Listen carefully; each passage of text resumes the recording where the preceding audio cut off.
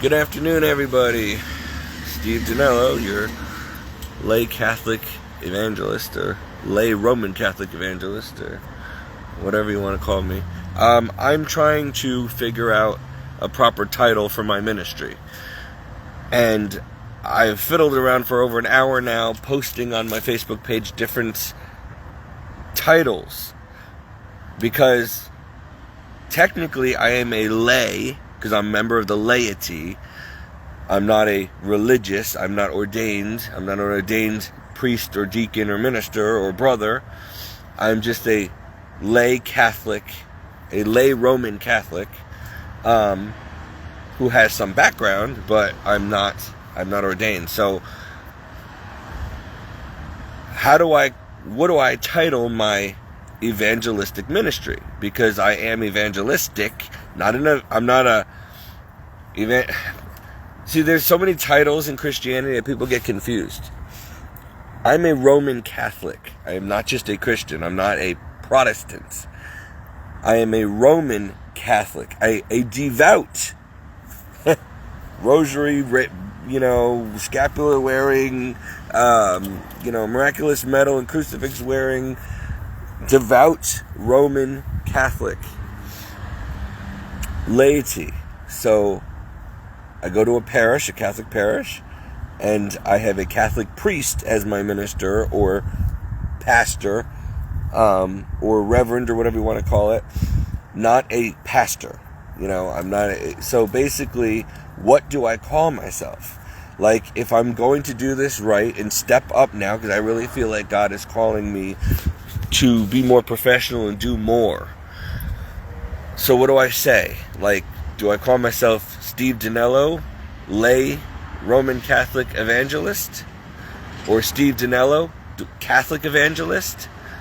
And leave out the lay, because the lay is not necessary and obvious, and it may be misconstrued by idiots out there, and they'll start calling me gay instead of lay because they don't understand the difference, or just play on words to mock.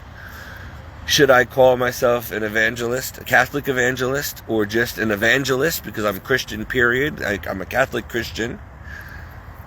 Should I call myself Stephen Danello, Christian evangelist? Or the evangelistic ministry of Stephen Danello, or Steve Danello? Or should it be the evangelistic Christian ministry of Steve Danello? No, that sounds too Protestant, because I am a Catholic, and I want people to understand that. Not to push my Catholicism, but because I have a lot of Christian brothers and sisters out there who are not Catholic, and I don't want them to feel betrayed when they find out, as they often do, that I'm Catholic, and then like, I didn't know you were Catholic. Oh, so I better make sure, But when you put Catholic, then you got to deal with all the radicals out there who are Protestant radicals saying, oh, you can't be Catholic. You got to leave the Catholic Church. There is no Catholic.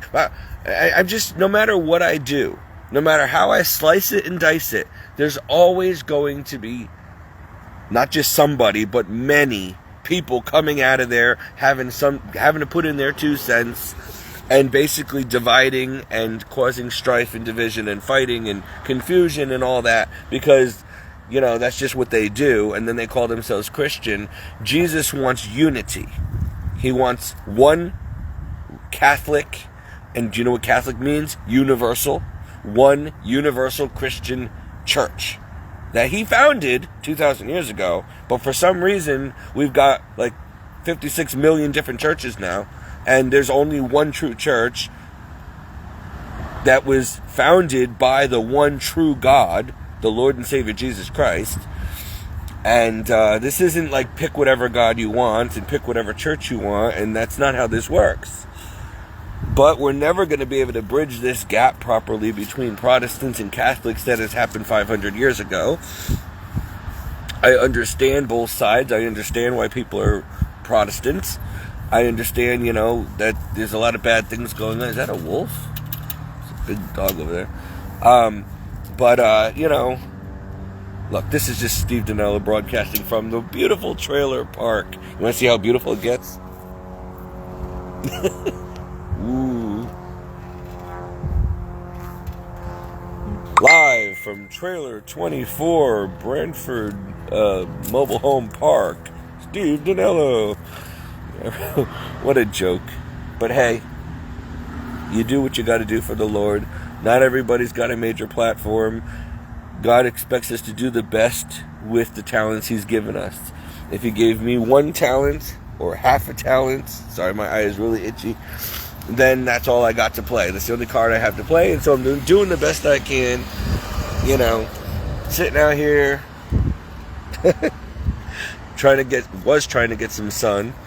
It was really nice and beautiful and warm out today, and I'm trying to find a proper title for my Facebook page that is not misleading to any non-Catholic or Catholic, because a lot of Catholics think I'm Protestant, and I'm not, and I want to be clear on that. And I'm not a non-denominational, and I'm not starting my own church, and I'm not causing schism or breaking free from Roman Catholic Church. I am a devout Roman Catholic. That's not going to change. So stop trying to change me, you Protestants out there. Accept me as I am, or get off my page and get out of my life. That's all I got to say at this point. I'm 44 years old in a few months. I don't have time anymore for the drama and the division and the arguing and look, you do what you do and I do what I do, and we'll see where we end up, okay? That's where we're at now, because I'm not going to keep arguing and defending. Look, I shouldn't have to be a Catholic apologist. That's not my calling. I find myself having to do apologetics all the time, but that's not my I'm an evangelist. I am just trying to be like Saint Stephen, the first Catholic Christian, by the way, martyr, and deacon of the church, by the way, which people leave off that title. But Saint Stephen, with a PH, was the first Catholic deacon of the church that Paul, but at the time before he became Saint Paul, it was Saul, had stoned to death. So Saint Stephen was the first Christian or Roman Catholic Christian martyr. He was actually, if you want his full title, Saint Stephen, the Roman Catholic deacon martyr, or Roman Catholic deacon Christian martyr. Or how about just call him Saint Steve, the martyr, because all these titles confuse people and aggravate people and cause debate, which it shouldn't. But, it's really annoying that even in 2023 we have to argue amongst ourselves all the time. This happened when this reminds me of when Jesus was walking with the disciples, and he had to turn around and say, "What are you arguing amongst yourselves about?" And they were arguing about amongst themselves about who was going to be at his right hand, and who was going to be, at his left hand, and, who was his favorite, and who was going to be, above who in heaven. And Jesus is like, that's not even for me to decide, but only the Father to decide. And then he said, are you even capable and ready to drink out of the same cup of suffering that I have to drink from? And they said, oh yes, Lord. Then you shall. As for where you sit, whether to my right or left, in heaven is up to my Father, not up to me. But you will still drink the chalice. So he shut them down real quick. And so even 2,000 years ago, while walking with Jesus, his own 12 disciples would fight and argue amongst themselves. I mean, even in the gospel, Peter and Paul didn't agree on everything, And so both of them knew the Lord and walked with the Lord and met the Lord. Peter walked with the Lord more than Paul, but Paul had God literally struck him down on the road of Damascus, made him blind, showed him the truth, and changed his name from Saul to Paul, and made Paul suffer the passion of Christ greatly in himself, and in order to humble him and prove to the Christians that he is now no longer a persecutor of Christians, but a Christian. And so he's one of them. And not only is he just a Christian now being saved, but God gave him tremendous wisdom and knowledge to be able to preach the gospel, okay? So I don't think there was, other than John the Baptist, a greater evangelist than St. Paul. But anyway, I've been told by many spiritual directors that my calling is evangelist.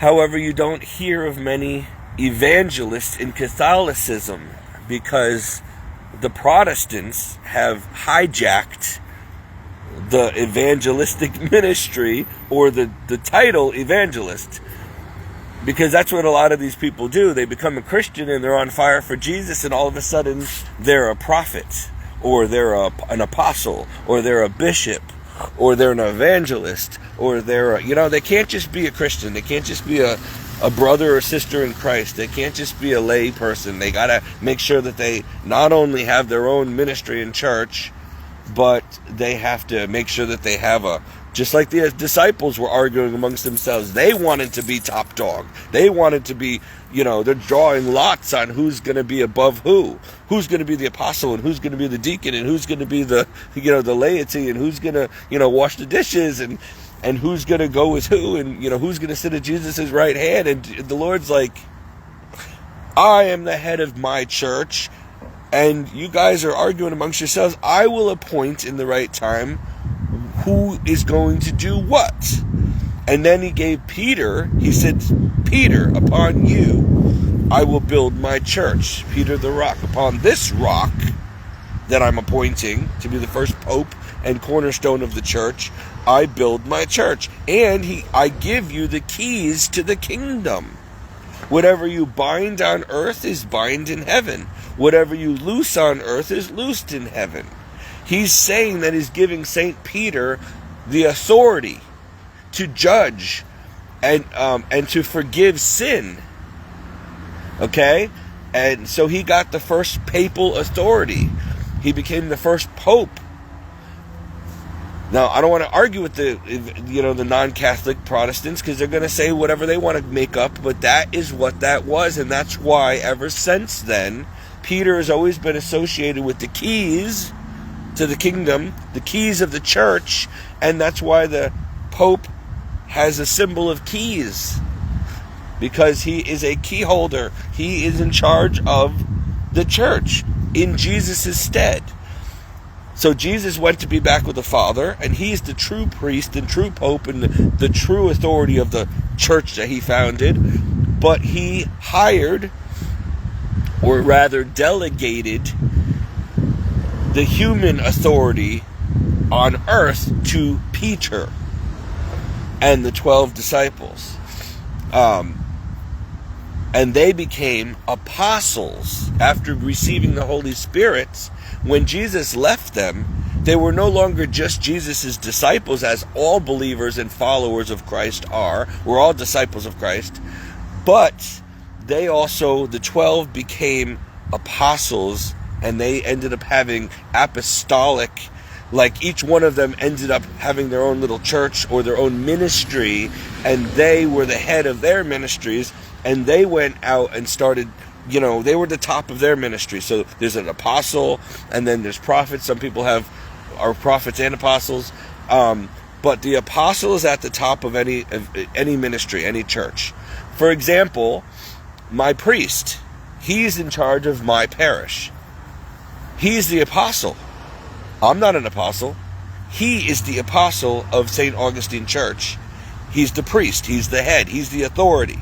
And he works under a bishop, okay, who works under the Pope, so it goes from Rome all the way down to our churches. And so every priest is actually a true apostle of Christ.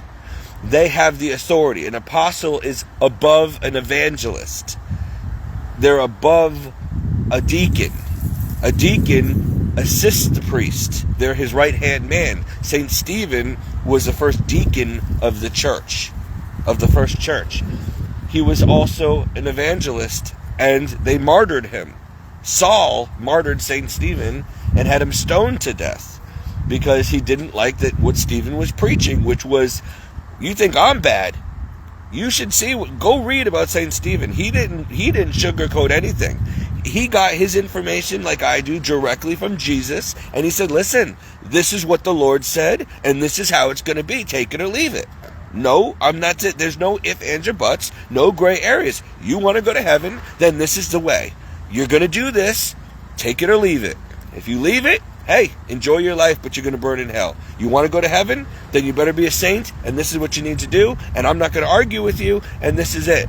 And a lot of those people, as you can imagine, just like today, I would have already been stoned to death or burned at the stake a long time ago if people today didn't have laws of the land to protect people like me and our religious freedom and our freedom of speech. But persecution is on the rise, and make no mistake, in these end times, it's not a matter of if but when. We will go back 2,000 years again to the beginning, because history repeats itself, and they start persecuting and martyring people like me for speaking the same truth that St. Stephen and St. Paul and Jesus himself and all the apostles and disciples preached.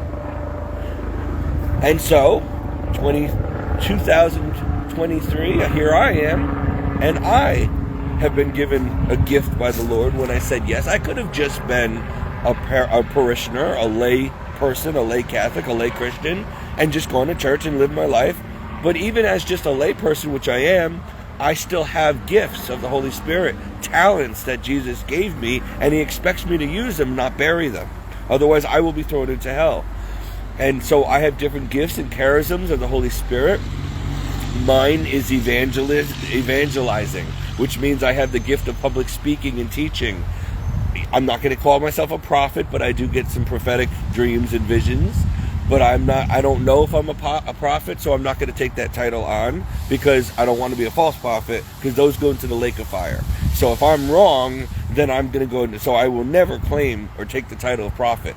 But I do know, and I didn't take this title on myself, but many trained priests and theologians and spiritual directors have told me personally over the years, you are called to be an evangelist, like John the Baptist, like St. Stephen. You are an evangelist. That is your biggest gift. So an evangelist is kind of like a minister or a pastor or a preacher. We kind of do it all, but we don't have the authority by ordination. Like, I'm a lay evangelist. Technically, my title would be Steve Dinello, lay, because I'm a member of the laity, lay Roman Catholic evangelist. So that is what I am. I know that. Now, I might have other gifts of prophecy. I might also, some people have multiple gifts of the Spirit.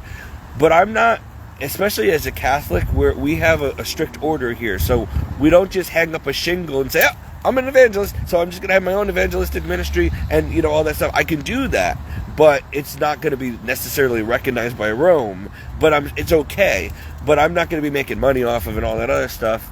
The point is, it's not about titles in the Roman Catholic Church. We're all one body, many different members, and that's how Christianity is. People need to know, they need to figure out what God is calling them as an individual to do. Like, some people are really good at loving others and being intuitive and understanding what they need.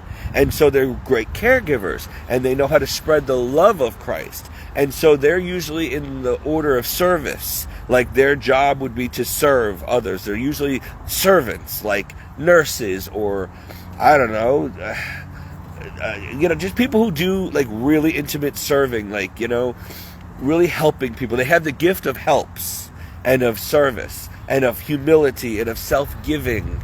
They don't need big lofty titles. They don't care. They do it out of their hearts. Then there's people who are gifted with the ability to teach, and they're teachers, and so that's their job. But they can also use that teaching to teach the gospel, and that makes them what? A preacher or a minister of the gospel. But you want to be careful of taking on those titles, because in the Catholic Church anyway, you really should not take on such titles, because we're all called to preach the truth of God, no matter what your gift is. If you're a Christian, you got work to do. You need to go and tell other people about Jesus. You need to teach and preach and evangelize and all that. So you don't need the title, because you have to do it anyway. It doesn't matter great or small. It doesn't matter if you're a pope or a priest or a lay person. If you're a Christian, then you have the the commandments, the Great Commission given to you by Christ himself, make other disciples. How do you do that? You teach them the truth about the Bible, and you tell them about Jesus and how to get to heaven, and you warn them if they're committing sin. You warn them, you admonish the sinner. You do these things because all Christians are supposed to do this. Don't tell me, oh, that's not my job, that's my priest's job, or that's my pastor's job, or that's an evangelist's job. Or no, every Christian is a Catholic, whether they like it or not. So you Protestants, you broke free from the Catholic Church, but you are Catholic. Why? Because Jesus started the Catholic Church. No, he didn't. He started the church. Catholic, the word Catholic means universal. Well, why did he start a universal church? Because what does universal mean? God is not the creator and controller of the whole universe, right? He is, right? He's the creator and the controller and the one true God of the whole universe. So therefore, his one true church would be the church of the whole universe. He wants that one church to be the universal church. Universal also means everyone who's a Christian needs to be in that church. If you're a Christian, you're a member of the body of Christ, which is the church of Christ that he founded, which is the universal church, or the Catholic Church. All of this has been lost in translation over the past 500 years by all these radical Protestants who really just it's like they read Eat, Pray, Love and they just ran with it or something. You're making up your own stuff. Look, I ask a lot of you people out there, and I want you to be honest with yourself. You Protestants, especially you pastors, you all have your own church, like Vox Church and this church and Church of the Open Door and Church of the Rainbow Flag, church, whatever. Are you really doing this for Jesus? Are you a real Christian? Are you humble at heart? Are you doing this because you're truly called, or are you Protestants for the right reason? Do you even know why you're Protestant? Because I think a lot of people are Protestant because Protestantism gives you the chance to not be under the papal authority. You can just literally hang up a shingle on your truck and have a ministry out of your truck and call it Ministry on Wheels of Steve Danello, Church of Jesus Christ on Wheels or some stupid thing. And you get away with it. And why do you do that? Because you are full of pride, spiritual pride, most of you. It's not necessarily that God's calling you. You are running with it. You are taking the universal call of any believer, any Christian, and you're overdoing it. You might not be an apostle or a preacher. You might not be called to run your own church or to be a priest, a pastor. But you want to do it because you want the title. You want the admiration. You want to make a career out of it. You want fame. You want the control. You want to be called pastor or preacher or apostle or prophet or evangelist. And you want money to come in, and you want to just do your own thing like the devil. He broke free from God because he didn't want to worship God under God's terms. He wanted to be God and do his own thing. Do it his way.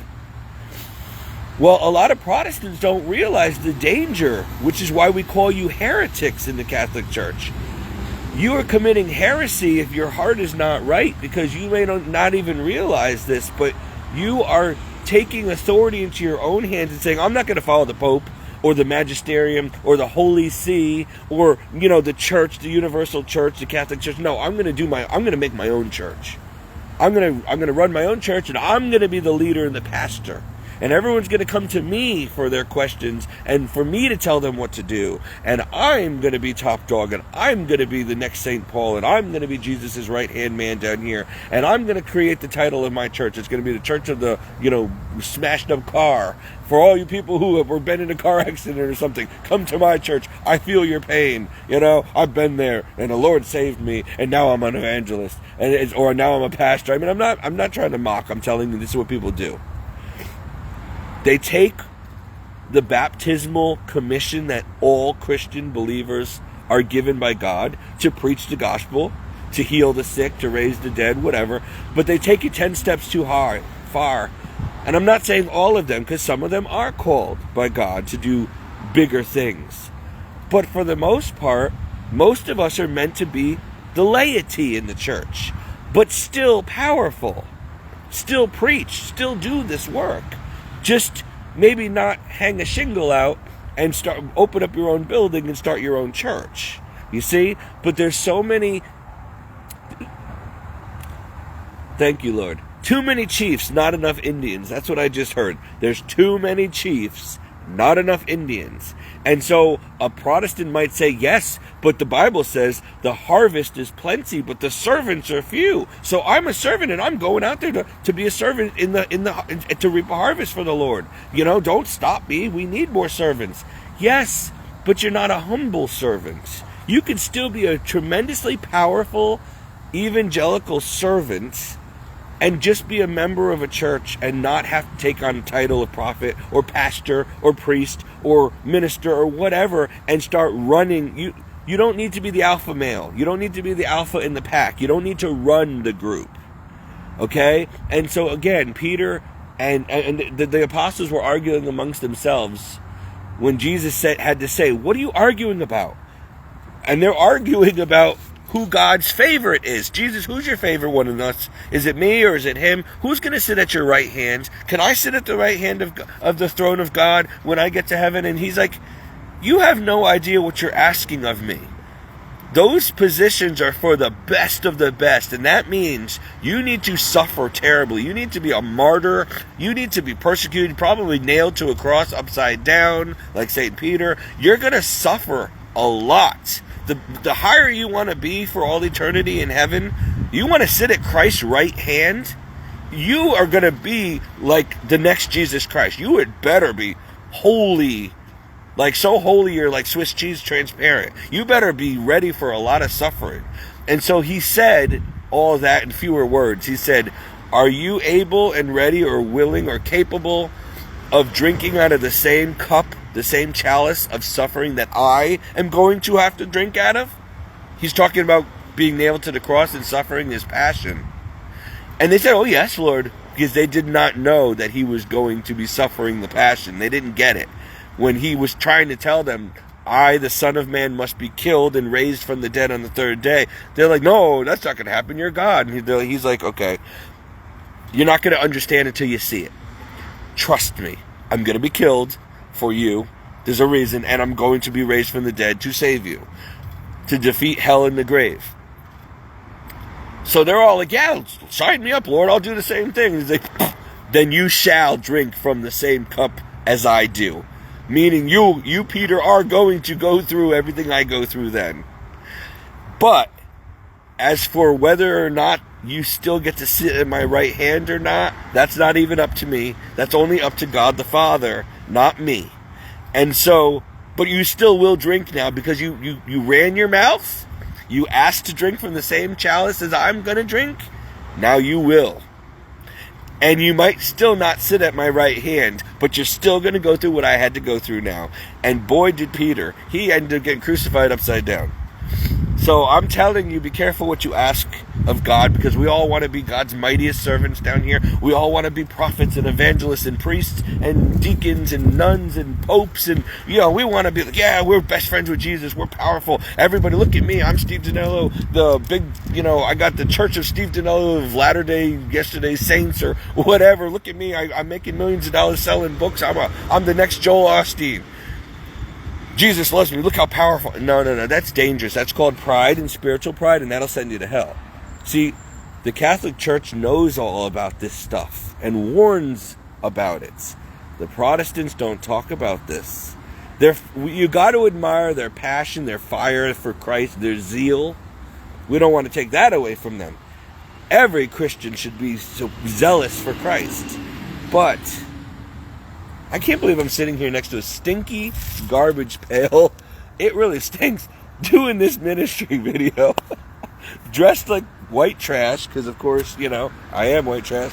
Living here in a trashy, stinky trailer park with muddy water coming out of the pipes. And I'm this close to Jesus. Me and Jesus are like this, yeah. Maybe. I'm not saying I am, but you know what?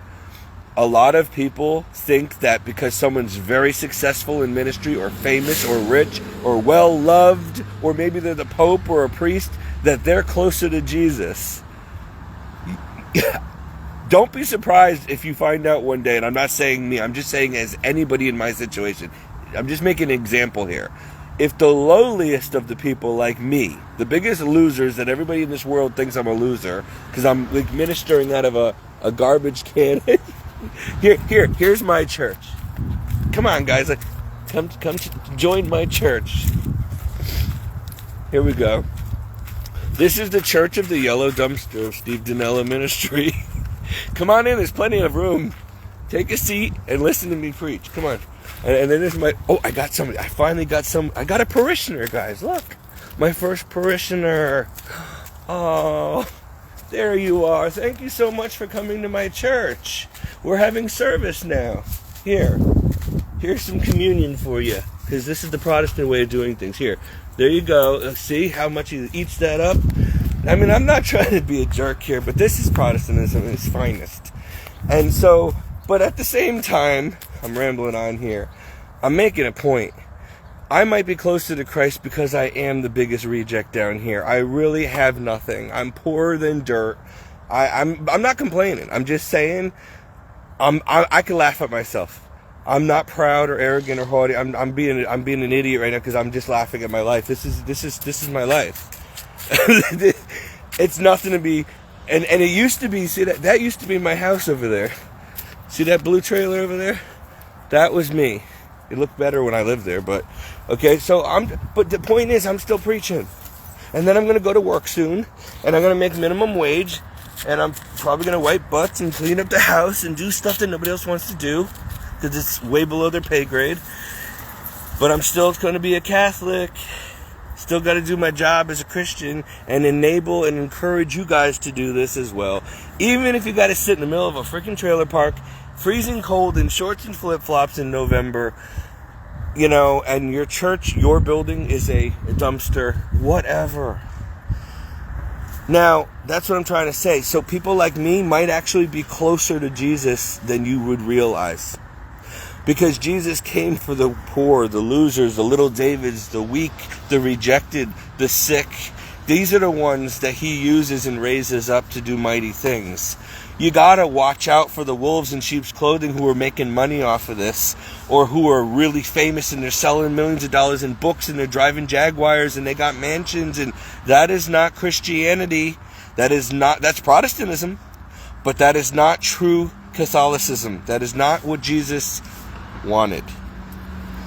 And so I'm telling all of you that please be a real Christian and don't let your status in life keep you from preaching.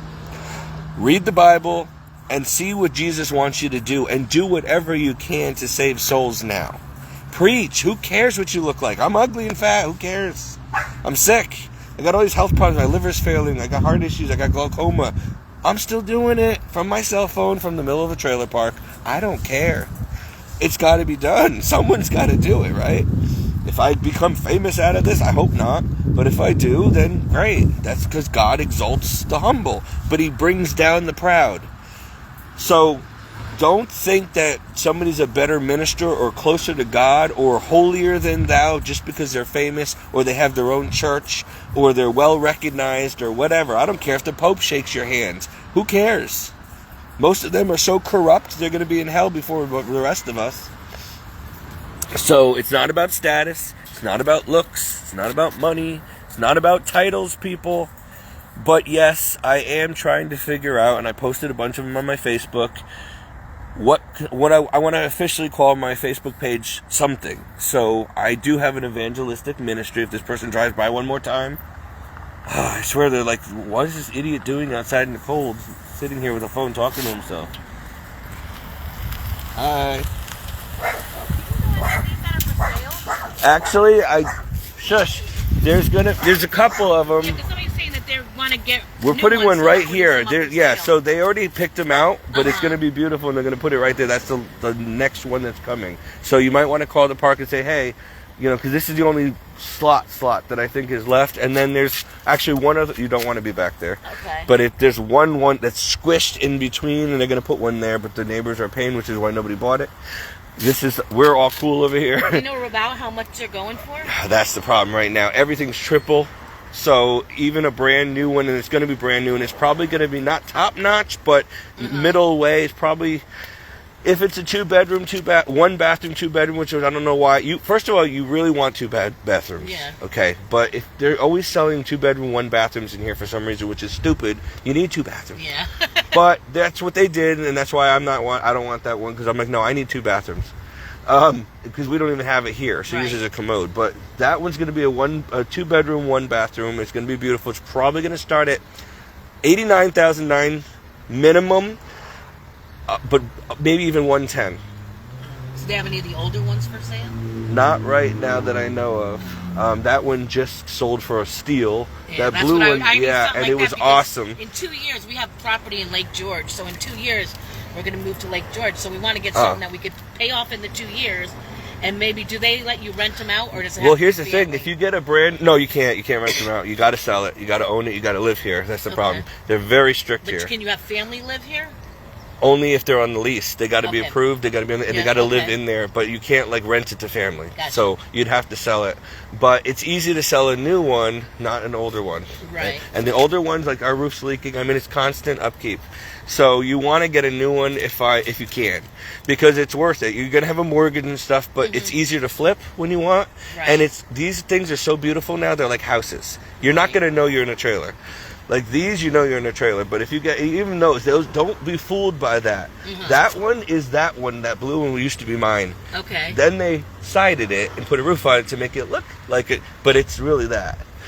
So be careful when you buy stuff. Make sure you just they just didn't look pretty, make it. Yeah, I mean, look, you get what you can afford, but if you can afford better, especially with mobile homes, they last longer. You want to get that, and you might even be able to move it out of here somewhere else if it's new.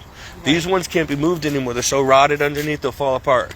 So we're having a module home put in Lake George, which is going to look like a cabin. Yeah, that's beautiful. But we want, because he's not going to retire for 2 years, so we want something for now. Yeah. What's the policy on animals? You can have. I have a little Chihuahua here. You just got to pay like $30 a month extra. Most of the time, they don't even order that. And then you have to that. pay so much a month for lot fee. The lot fee here is $5.45 now, and then there's a $10 lot fee for just you have to have your kerosene outside, so in case it's a hazmat, anything to make money. So we pay like $5.45 or $5.50. He was telling me that there was one. The lot fees are like 200 and something. No, that's not possible. The ghetto mobile home. There's none around here. In fact, the more ghetto ones are $800 a month, and there's no grass. Yeah. So the only good one is $400 across the street, but you have to be 55 and up. Oh, see that he is beautiful. Then go over there, cross from Stop and Okay. Shop. It's so beautiful. I wish we can get in. It's pristine, and there's no riffraff. Right. That's the one I think I passed. Yeah. Coming up. It's right down the street. Yeah, it's right across. Right. No, it's right across. No, not that one. Don't go down there. That's the worst. All the riffraff from here went there. Okay. All the drug addicts. So no, don't go to the one across from the Tremente. Okay. Go to the one right across from Stop and Shop. Right across from Stop And and if you Shop. can't get in there, which you might not be able to, there's a waiting list because nobody, they're all. It's beautiful in there. Then there's one down the street, but I just found out it's $400 a month, but it is all drug addicts in there, and they don't even cut the grass. And there's just rotted trailers everywhere. So stay away from that. You get what you pay for. This is literally the most affordable, nice one. So out of all the parks around here, I'm not just bragging. This is the nicest one, and we're still in the middle of fixing it up. I was on the one on North Ivy Street. No, expensive and garbage. And that's the point. Some people go in there because they think it's affordable, right? And then they're trapped because it's so expensive, and you're already poor, and that's it. It's that or the street. And you got to see how they're living. Yeah, because we just don't want to rent and give people No, rent is a waste of money. But here's the thing. You're going to pay around here, for even an acre of land, at least $6,000 a year in property tax. Right. We pay $6,000 a year in rent. So it comes out to the same, but we don't have a mortgage and we own this. See, that's what sucks. Like other states, like in New York and stuff, he doesn't have to pay state tax because of him being in the military. Exactly. And but here in Connecticut, in the military and everything. I'm trying to get out of Connecticut, honestly. It is too expensive. They tax you and everything. If the minute I can get out of here, I'm out of here. Well, he's getting a modular home put on Lake George. He has 40 acres of land there. Because he did at the time they were giving military a discount. Yeah. The modular home around here would be like 700,000-800,000. Oh, yeah. He's getting it for like 250,000. Yeah, see, this is the most expensive state. And there's not a lot of people around. No, and these people are miserable up here. The weather's... Yeah, you know what it is. People from Florida are coming back here. Yeah, but I want to go back to Florida. I loved it down there. I'm fine. When you live like this... that governor. I don't know. When you live like this, like I'm used to, down there's paradise. Yeah, that's true. But up here in the winter, it's miserable when you're $4,000 a month in kerosene we have to go to because we have an old trailer. So you're looking into going back to Florida? Yeah, well, I'm not now because I'm stuck here right now for a lot of reasons, my job and her and all that stuff. But yeah, I would love to retire back down there, or maybe not Florida, but somewhere tropical. So you said right near the shop? Across from Stop and Shop. So that one. So there's two entrances in. Okay. So if you see Stop and Shop, it's right there. You'll see a yellow trailer. It's beautiful. Okay. Try to get in there, and if not, this is the only. I'm not just saying it, but it is the only best, cheapest one. The rest are so much more expensive, and they're really crap. So, all right. Well, I'm just being honest because I have experience. But I mean, honestly, do I love living here? I'd rather have my own property and home. I would like to get out of here, but I can't. You gotta do what you gotta do. Exactly. So, this is happy wherever you are, Well, that's what we do. We try to make it as nice as we can, and and this is home. I know, because right now, I'm coming out of a 20-year marriage with a narcissist. I know that well. Sucked. And it'll ruin your life and take everything from you. If he didn't throw me out, I probably would have never left him. Yeah, but that's the So problem. I'm trying to get my life back together, and narcissists are locusts. He knew what he was doing. He made sure. He gave me this brand new car that's paid off. That's it. Yeah. As soon as his parents died, he got money and he turned into an asshole. Of course. So because he was using you, and now he doesn't need you anymore. Right. That's what narcissists do. No, he won't divorce me, and I don't have jurisdiction for until April. So he's trying to hold on to me because when he fucks up and he can't stay with the girl he's with now, he'll try and come back. Of course. Narcissists are only out for themselves, and it's an epidemic. I'm telling you, there's a lot more narcissists coming out of the woodwork everywhere.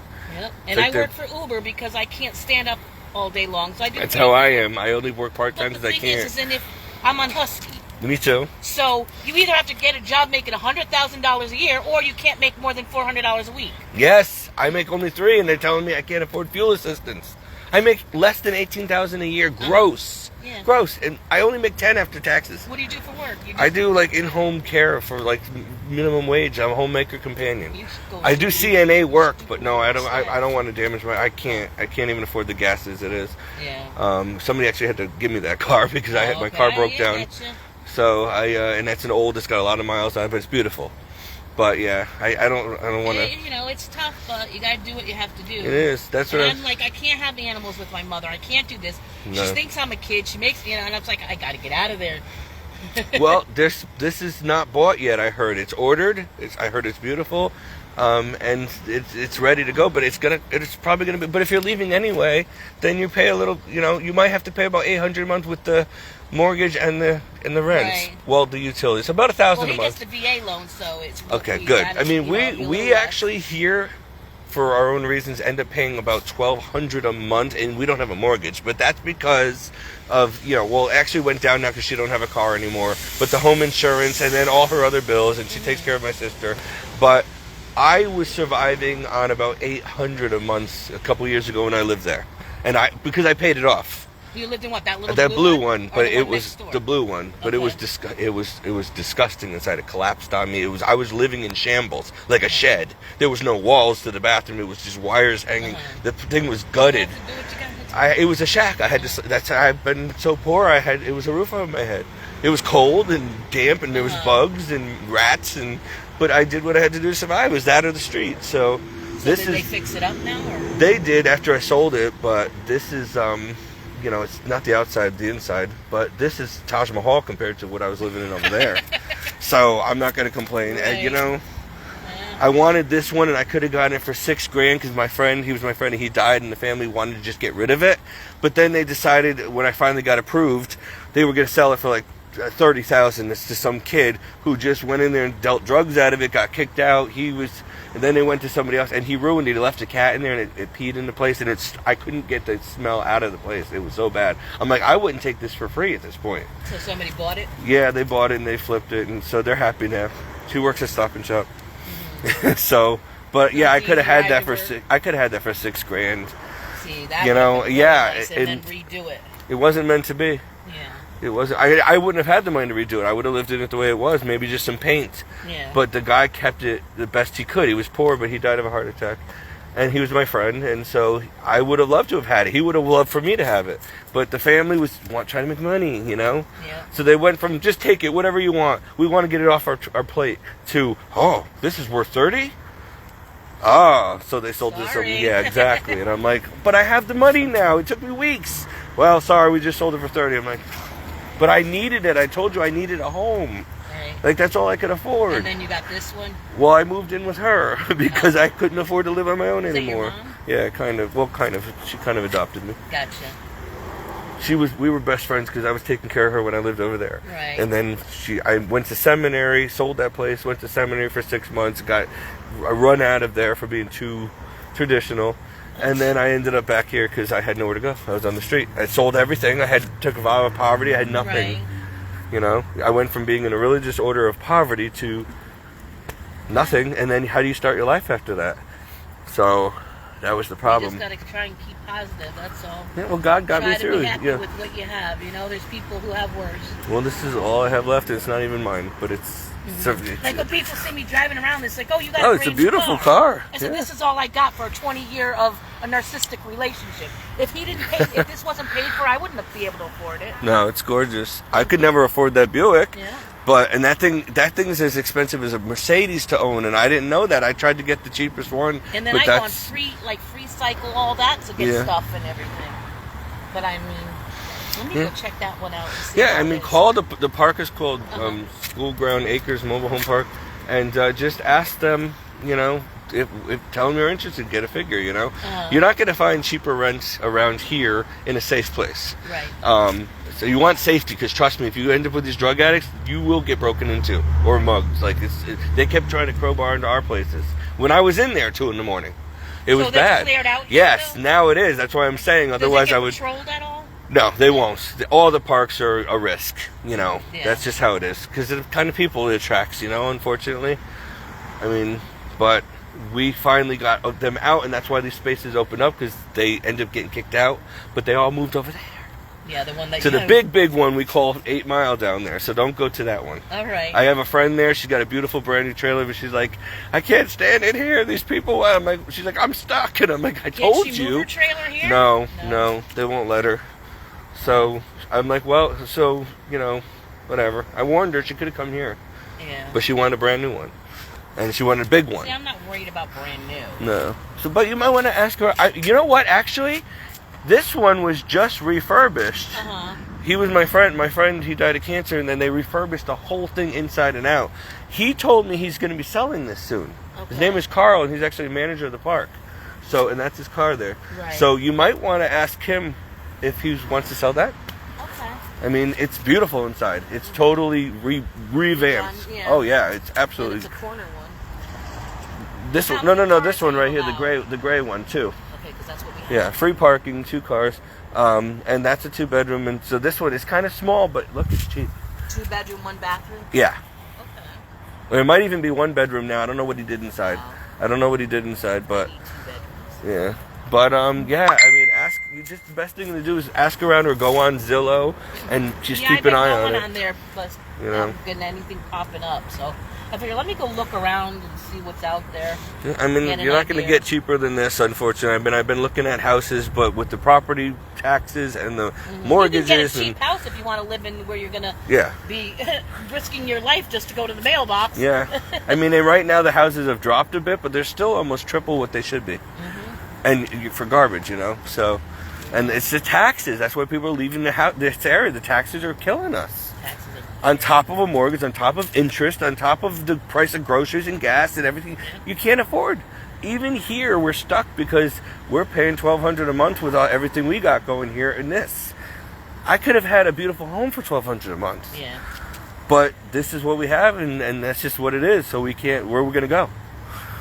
And that's with a combined income. So it kind of stinks. But depending on what bills you've got, that's good. At least Husky Insurance is really that's good. What I have. Medical yes. Insurance is amazing. Exactly. Thank God for that. Otherwise, I'd be in trouble. I just got out of the hospital again last night for cardiac. I still got the electrodes all over me. You know, so... The stress is what's going to kill you. Yes, and that's what it is. It's the stress. The stress is literally destroying my heart. I'm like so much chill. I was 320 pounds. I'm down to 245 now. Yep. Got a lot more to go, but... Well, you have a great evening, and thank you for the information. Yeah, definitely. I mean, hey, you seem like you'd be a great neighbor. That's going to be open soon. So the sooner they know somebody wants to buy, the sooner they'll put it there. Right, gotcha. You might even be able to pick it out. Like, I want this interior, I want this one, or whatever. So talk to the park and tell them you're interested. But it will be a mortgage, but when you want to flip it, it'll be easier than flipping one of these, you know? So... Alrighty. Alright, I'll see you. You too. I'm sorry about that, guys. I didn't know that there was going to be a 20-minute discussion in the middle of my video. I should have shut the video off, but I didn't want to lose it. Anyway, so what was I saying? So, okay, yeah, the point is I feel like I need to advance somehow, maybe make a little bit more of a name for myself. So, and I am an evangelist, and I feel more confident now that I can say that I'm a lay Catholic evangelist. But I'm trying to figure out a title. Like, I just want to be Steve Dinello Evangelist, or Evangelist Steve Dinello. Does it really have to matter that I'm Catholic or Protestant? You know, but I guess I have to say Catholic Evangelist. But then the Catholic Church might have a problem with me saying I'm a Catholic Evangelist because I'm not in seminary, or I didn't have a ordination, and I don't have a fancy title or a theology degree. So they may want me to make sure I tell everyone I'm a lay Catholic evangelist. But even that with the Catholic Church, which is where I agree with the Protestants, that's why a lot of people broke free, because there's so many rules and restrictions, it almost stifles you from doing what Jesus wants everyone to do, because they have all these rules and formalities, and it's just kind of like they don't want everybody out there doing, you know, titles and this and that and being evangelists and stuff, because it does get dangerous, because you got people who don't want to preach according to the magisterium of the church. So they'll call themselves Catholic, but they're lukewarm or apostate, or they're not Catholic. They're very Protestant at heart, and they're not preaching the Catholic way, and so that gets dangerous, and that's why we're so there's so much red tape. And you got to understand, the Catholic Church is not just an organization or it's a kingdom. It's a kingdom. It's a kingdom on earth as it will be in heaven. It's the kingdom of heaven, the closest thing we have to it. Unfortunately, the devil got in there, and he's trying to take it over, and there's perverts in there, and there's all kinds of bad stuff, because we are on earth, and we are in the last days, but you can't dismiss the whole Catholic Church or Christianity just because of the bad people that got in there. There's bad people in every church. So, you know, you got to be wise about this. Use some common sense. But yes, I'm an evangelist. I'm a Catholic evangelist, and not a Protestant evangelist. And so that is my ministry right now. And even if I was a priest, I'd still be an evangelist priest. But I'd probably be more of an apostle at that point, because I'm ordained. But the point is, so, you know, I don't like titles, but if somebody asks me what I am, I'm a lay Roman Catholic evangelist. And that's it.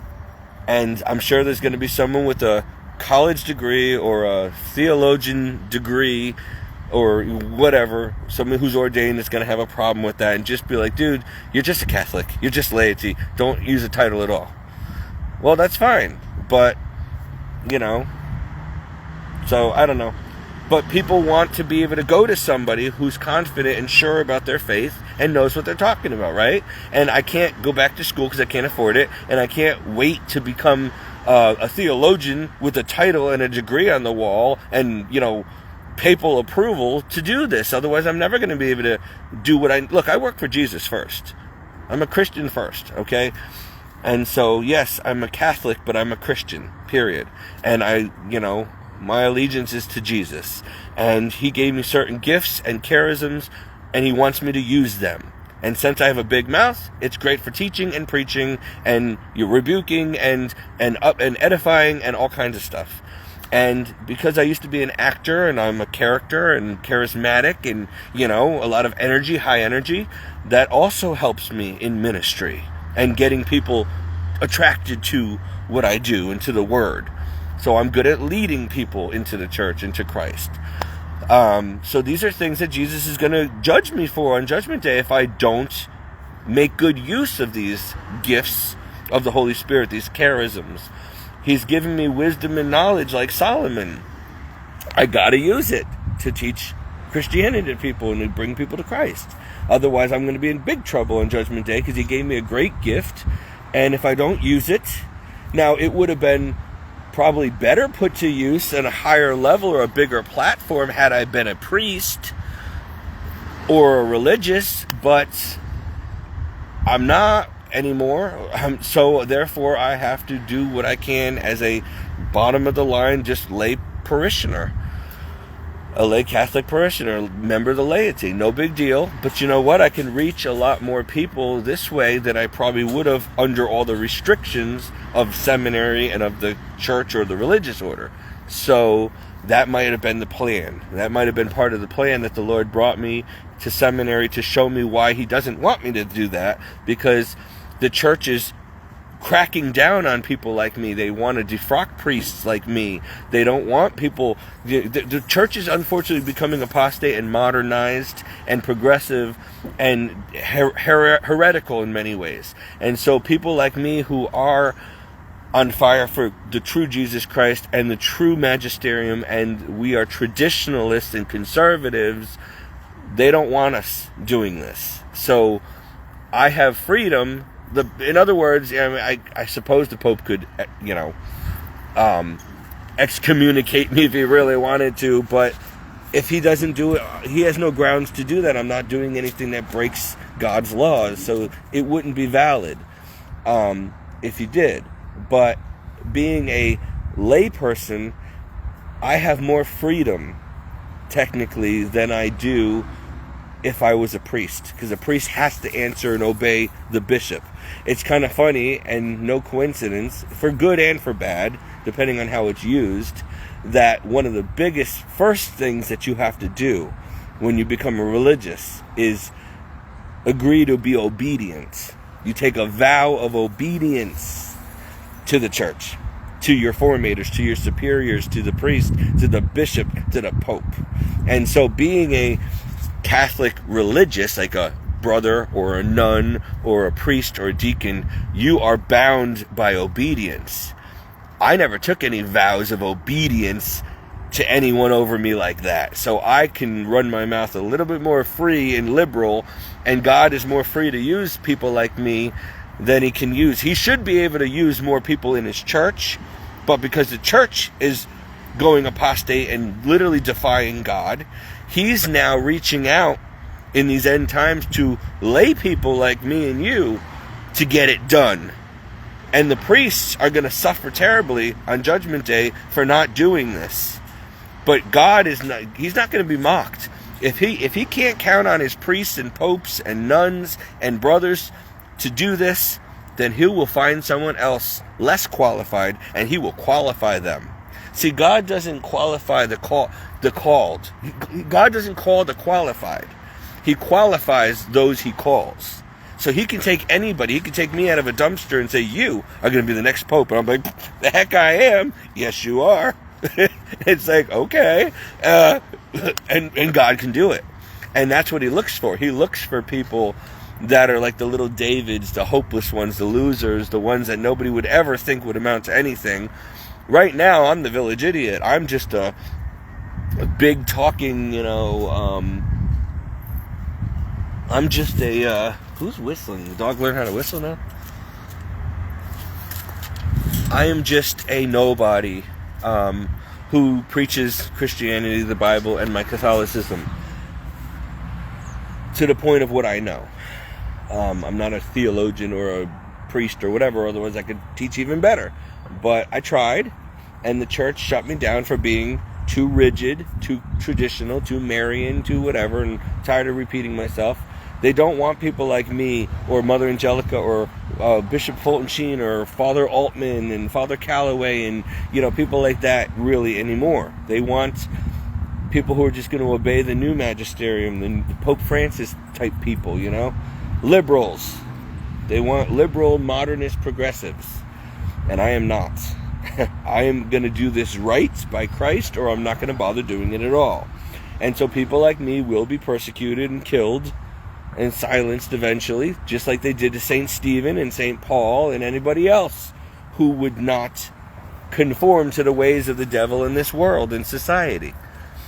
What did they say to me in seminary? The squeaky wheel gets kicked. Oh, there's an old Vietnamese saying around here, because most of them are Vietnamese. They're taking over our seminaries. The nail that stands out above the rest gets hammered down. And you're that nail. And we're going to hammer you down until you're level with the rest of us. No, I'm not lowering my standards for you. I'll be the nail. And I hope you stub your toe on me. That's what I told them. No, they didn't like me in seminary. Because I refused to obey heretics. And what they were being were heretics. They were trying to... I don't even want to get into it. It doesn't matter. They were not real Catholic priests. They were dropping the Eucharist on the floor, saying they don't believe in God, they don't believe in the true presence, the body and blood. That's heretical. Then you shouldn't be a Catholic at all. They, were all about power and control and me obeying their every whim, and yet they're drinking and smoking and having sex with other men, then I got, what are you going to teach me doing that? You're supposed to be my superior, and you're a raging homosexual predator, and you can't teach me how to be holy. But I was trained in Rome, and I'm a psychiatrist, and I'm a priest, and I'm your formator, and I'm your superior. I don't care who you are. I don't care if you're the Pope acting like that. I could teach you how to be a real Catholic better than you could teach me. So they said, "Oh, you're always undermining. We will get you out of here. Because you're just undermining everything we're trying to do. You're not modern enough. You're not progressive. You're not liberal. You're a Republican and a Trump supporter. We're a Biden supporting place." And I'm like, order. And I'm like, okay, well, then I don't belong here. So I left my mark indelibly on that seminary. And I did not take BS from anybody. And it wasn't just because I, was insubordinate to my superiors. No. They were not loving and Christ-like to me. In fact, they were like Hitler, and they were wrong, and they were heretics, and I wasn't gonna, listen, the Bible, the church magisterium makes it very clear. You don't have to obey when they tell you to do things that are heretical and go against Jesus' teachings. You don't have to be okay with modernism and progressiveness and liberalism and evil and compromising the gospel. Absolutely not. And I would not. And so they tried to kill me. And when that didn't work, they tried to get me to quit. And so they ran me out of seminary. I finally gave up after 6 months because I'm like, I literally have to fear for my life around here. I'm not exaggerating. And they kept making threats. We will get rid of you one way or another. And watch your back and keep your mouth shut about what you know and blah, blah, blah. I'm like, I feel like I'm in the mafia here. They don't call us the Lavender Mafia for nothing. Well, I don't want to be part of the Lavender Mafia, nor the Rainbow Bright Mafia and all this satanic crap. So I left. They continued to threaten me for a couple of years over the phone until I, stopped answering their calls and threatened them with the police if they didn't stop calling me. They kept telling me, shut your mouth, stop blabbing your mouth on the internet. No, I'm going to tell them everything you did. So now they don't call me or bother me anymore. Most people probably think I'm just a liar, a lunatic, or whatever, so they don't pay attention because of the way I look and the way I live. But you know what? Jesus knows me.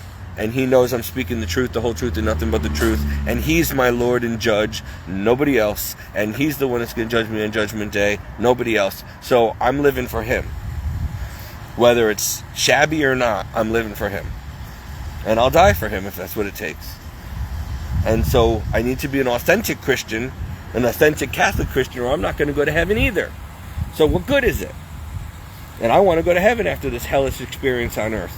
And let me tell you, earth, you think hell is on earth? You've never seen the real hell. It gets way worse.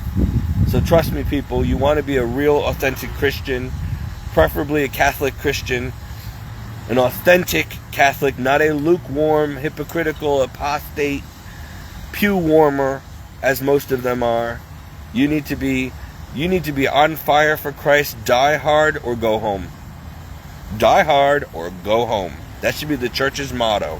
Either do this right and lay your life down every day and carry your cross every day and suffer the ridicule and the mocking and the persecution and the threats on your life and the threats on your social status. Who cares? Because you're going to die eventually anyway. Better to die for Christ and gain heaven than to die for yourself or to die a natural death or whatever, or in a car accident and then go to hell. You need to live. If you're a human being, listen, this isn't just for you Christians out there, and I'm going to end this video. You're a human being. Whether you're a Christian, an atheist, a pagan, a Satanist, I don't care. You are a human being. That means you are obligated to Almighty God, who created you for His good will, plan, purpose, and good pleasure. You're not your own, and then He died on the cross and paid for you and bought you back from the devil with His own blood. You're made in His image and likeness, so you are a Christian. Whether you like it or not, you are to be a Christian. That is why you exist at all. And most of you never become Christians, and you end up in hell. Because you lived just for yourself, or the flesh, the world, and the devil. You never lived for God. You didn't tap into the gifts He gave you. You didn't use the gifts of the Spirit and the talents He gave you for His glory and honor and kingdom's advancement, and to make other Christians, and to save souls, and to make disciples. No, you just lived for yourself like most people. And maybe you enjoyed your life, as short as it was. But then you're going to burn in hell for eternity, because you're garbage. You're useless to God. He created you for a purpose. That's like if somebody gave me a car without an engine. What good is it? Like, I don't need it for shelter. I need it to get me to work. If it don't run, I don't care if it's a Ferrari. What good is it? And I'm not going to be paying insurance and taxes on something that doesn't work. Well, God paid for you as a human with His blood. And He created you to serve Him. And you're in His image and likeness. You are to live a specific way.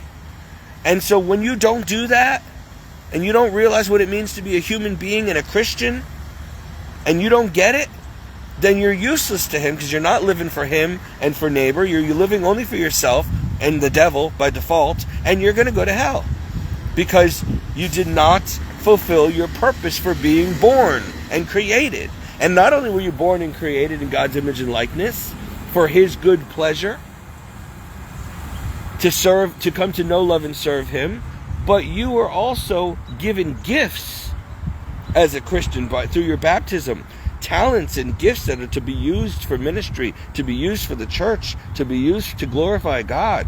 Some people have healing abilities, yet so many people are sick and dying because nobody's using their healing gift. Some people can raise the dead. Nobody's doing that. Some people have miracles, gifts of miracles. Some can teach, some can preach, some can, serve, be good servants, but they don't want to serve, they want to be served. So you're all living in disorder, apart from what you were created to do, and you're burying your talents, and you're not using the gifts of the Holy Spirit that you were born with and given by baptism, if you were even baptized. And so therefore, you're going to be judged for that. That's like, okay, how do I say this? Say God gives me $10 billion on a Powerball tomorrow, and I never give money to the church or to feed the hungry or the poor or help anybody. I just spend it all on my own lavish living. That's my problem. That's my money, and I'll do with it what I want. And I'm not giving you a penny. It's not my fault you're starving and dying on the street. I'm a billionaire, and I don't get rich by giving it away. That mentality of most rich people, by the way, that's why Jesus said it is easier for a camel to go through the eye of a sowing needle than for a rich person to ever enter the kingdom of heaven. They've already got their reward. That's what He says. They're not going to see heaven because they're already living their heaven on earth. But the rest of us who are poor and destitute and depending on God to feed us and to clothe us and to shelter us and stuff, we have first dibs on the kingdom of heaven because we've suffered so much in this life. and we had nothing in this life. Rich people have everything, and they're very uncharitable, and they're selfish, and they don't want to be poor, so they hold on to their money, and it's all about making more money. And so they forfeited the kingdom for money and pleasure, and so they will go to hell when they die. These are not my words or rules, these are God's rules. Jesus said this himself. So that's why he said, do not envy the rich and the famous, and do not envy or be jealous of other people's things, because they might already have their reward. You want to go to heaven. That's the most important thing. He said, store up your heaven, your treasure in heaven, not down here, because you can't take it with you when you die.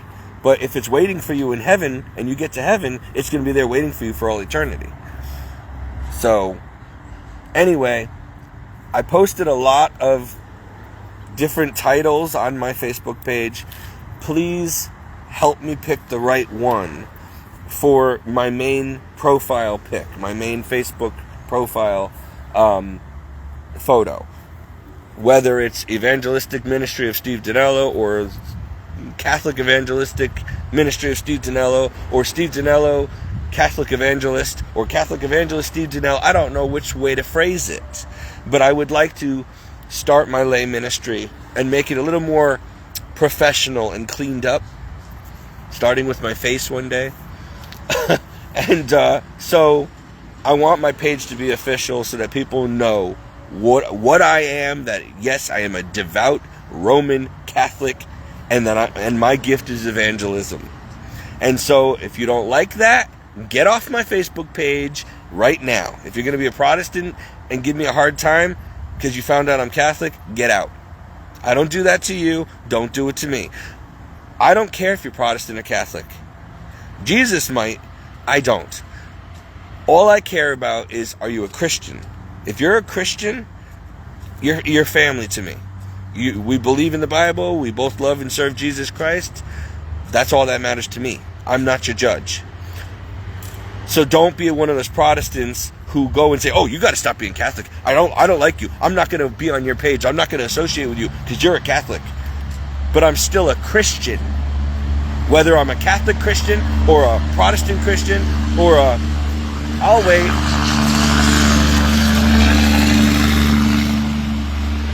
How rude in the middle of my video. It's rush hour traffic. Whether I'm a non-denominational Christian or an evangelical Christian or a Southern Baptist Christian, who cares? I'm a Christian. And I'm not a Protestant Christian. I'm in the church that Jesus himself founded in Rome on St. Peter, called the Universal Church, or the Roman Universal Church, or better yet, the Catholic Church, which is the Universal Church. And so I am a devout Roman Catholic, period. But I'm still a Christian. I am a devout Roman Catholic Christian lay evangelist. Now that's way too long of a title and totally unnecessary. So I'm not going to put that. And if I have my own evangelical ministry, so not evangelical, evangelistic. There's a difference. I'm not evangelical, I'm an evangelist. So I would have an evangelistic ministry, an evangelistic lay ministry, a lay Catholic evangelistic ministry. So I've given you guys a lot of titles to choose from. Help me pick it out. But just know that I, Steve Dinello, am a devout Roman Catholic lay evangelist. That's who I am. That is what I am. Make sure you know that and understand that. You want to be my friend? You want to follow me on Facebook? You need to know that.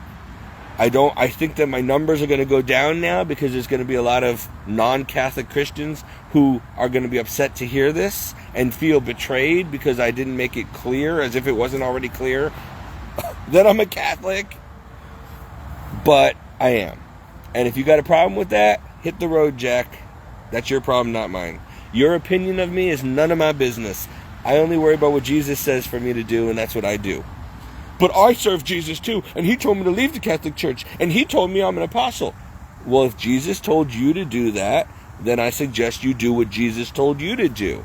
However, Jesus did not tell me to leave the Catholic Church, and he did not tell me that I'm an apostle, and he did not tell me that I have the title of prophet, and so therefore, until he does that, I'm not doing it. I am going to do what I know already that I am, which is to be an evangelist under the great commission Christ gave all disciples, all Christians. And my spiritual directors, who were trained and famous theologians, told me I'm an evangelist. That is my gift, my charism. So I'm going to go with that because those were approved people in the church. And they told me this, so I'm going to trust it. And that happens to be my gift anyway. I'm a good preacher, teacher, evangelist. So what is a preacher or a teacher of the gospel if they're not a priest or a pastor of a church? Well, they're a lay preacher, or a lay evangelist, or a lay Catholic, or a parishioner. They're a Christian, but they're still supposed to preach and teach the gospel, and warn about sin and hell, and edify, and rebuke sin, and, So, we have many hats to wear soon as we become a Christian. We have a lot of work to do as Christians. When you get baptized and become a Christian and give Jesus your life, your new life has begun, and you got a lot of work to do. Don't you say, okay, I'll just go to church on Sunday and sit in a pew for 45 minutes, and that's it. I'm a Christian, I'm going to heaven. John 3:16. No, my friends, no. You don't realize when you become a Christian, whether Catholic or Protestant or evangelical or Lutheran, I don't care what your title is, what denomination you are. You got work to do, my friend. You are signing your contract with God saying, listen, I am vowing to you to be one of your disciples. I am vowing to die for you as you died for me. I will carry my cross every day as you carried yours for me. I will die to self a little bit more every day, and so you can grow in me, less of me, more of Jesus. I will become holy and a saint. Otherwise, I will never see the kingdom of heaven. And I'm taking on the title of a Christian, or a Roman Catholic Christian, or a Protestant Christian, but a Christian, which means I am agreeing to the terms of Christianity. I'm agreeing to represent Jesus Christ as my Lord, Savior, Redeemer, and King and Father, and that means I need to be a good example of that, a good steward of that. I know what I'm agreeing to. I'm saying yes, and that means that come hell or high water, that means come fame and fortune or poverty, that means come, World War III, the end times, or persecution, martyrdom, and death, I'm all in. Most of you, this has not been explained to you, and so you just throw that title of, I'm a Christian, I'm a believer, I'm a disciple, I'm an apostle, I'm a preacher, I'm an evangelist. Oh, me and Jesus are homeboys. We're like this. You throw it around like it's going out of style, like it's water. You use the term Christian too liberally. That's like me saying I'm Italian. I'm Italian. Well, technically, I'm not Italian. I am of Italian descent. I am 50% Italian and 50% a bunch of Norwegian and Swedish and all Aryan stuff. All Nordic stuff. I'm a mutt, but my father came from Italy. His parents came off the boat. They were both born and raised in Italy. They gave birth to him in America. They got pregnant in Italy and then came here and gave birth so that my father could be a citizen and born in America, and so that they can stay in America because he was born here and they were his parents. But he was 100% Italian. But he's technically American because he was born in America, but he's 100% Italian descent. So I am not an Italian because I wasn't born in Italy, but I have Italian genetics. I'm of Italian descent. So anyway, you can't just throw that title around and, I'm Italian. Well, I'm also Swedish, Dutch, German, French, Norwegian. Like, there's a lot of other things. So which one do I choose? The more dominant one? Okay, well, I'm more dominantly 50% Italian, so I guess I'm more Italian, right? Oh, titles, people, titles, who cares? I think people just like to call themselves Italian because it's cool. Hey, yo, bada bing, I'm Italian, oh. Alright, whatever. And I'm a Viking. I'm from Sweden. Do you see what I'm saying? Titles, people. Who cares? I'm an American. That's really my title. I am American. I'm an American mutt. I was born in America, raised in America. I'm a patriot. I'm American. So, yes, I might be Italian by blood, but I'm an American. I'm an Italian American. And I can't even say that because I'm an Italian, French, Swedish, Dutch, German American. I mean, who cares? You know what I am? I'm human. Made in the image and likeness of God. I am a Christian. I belong to Jesus Christ. I am a son of the Most High God. And I have work to do.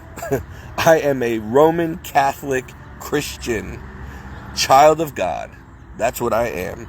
And He gave me the ministry of evangelist. And I was hoping to be an evangelist for the Roman Catholic Church, wearing a collar as a priest one day. Or the very least a deacon. Or even the very least a brother in a religious order. But that got taken from me by very evil, corrupt people high up in the church and in seminary. They saw me coming. The devil saw me coming. And I think that I'm pretty much, I don't compare myself to St. Stephen, but I wouldn't be surprised if I'm not reincarnated. Don't get me wrong, but you know, there was a St. Stephen in the beginning of the church 2,000 years ago. So it'd be fitting that I think the world in 2023 needs an end times St. Stephen. An end times zealous for Christ, passionate evangelist St. Stephen. And that means I'll probably be martyred also during the Antichrist regime. Not looking forward to it, but will be. What will be, will be. And if that's what's necessary to get me to heaven, I'm all about it. Because I don't want to go to hell. So if you got to burn me alive, cut my head off, you know, tack me to a cross, firing squad my butt, you know, guillotine my butt, go ahead. But as for me and my household, we will serve the Lord. Now the sun's coming out. See, the sun's going down on me. I've been out here for hours and I'm freezing cold. I can't even feel my feet or my hands. Look at this. Woof. But this was worth it. I didn't even know I was going to make this video. I never know when I'm going to make these videos. They just come out of nowhere. I was gonna, I tried to be cozy. I said, before work, I'm going to come out here and enjoy the beautiful weather. It smelled so nice and spring-like and fresh, and it was warm. And so I pulled this. I was going to sit on the chair, but I got my white shorts on. I got to sleep in these things. They're probably brown anyway because this chair's full of dirt. But I took the chair out and I sat on this brand new patio that they installed because they ripped up the other one I laid down. So they owed me a new patio, a new walkway. And I decided to sit here in the sun and have my nice cup of... I've been trying to lose weight and be healthy, so I've been drinking beef stock or beef bone broth. And so I had a nice cup of bone broth and sat here and sipped it and enjoyed the sun. And then I had to make a video. I was inspired. Well, I was inspired after trying to figure out for an hour what the appropriate title should be for my ministry. And so I posted a ton of them on Facebook for you guys to choose the best one. Which one has the best ring to it? However, which one would be the most approved by the Catholic Church?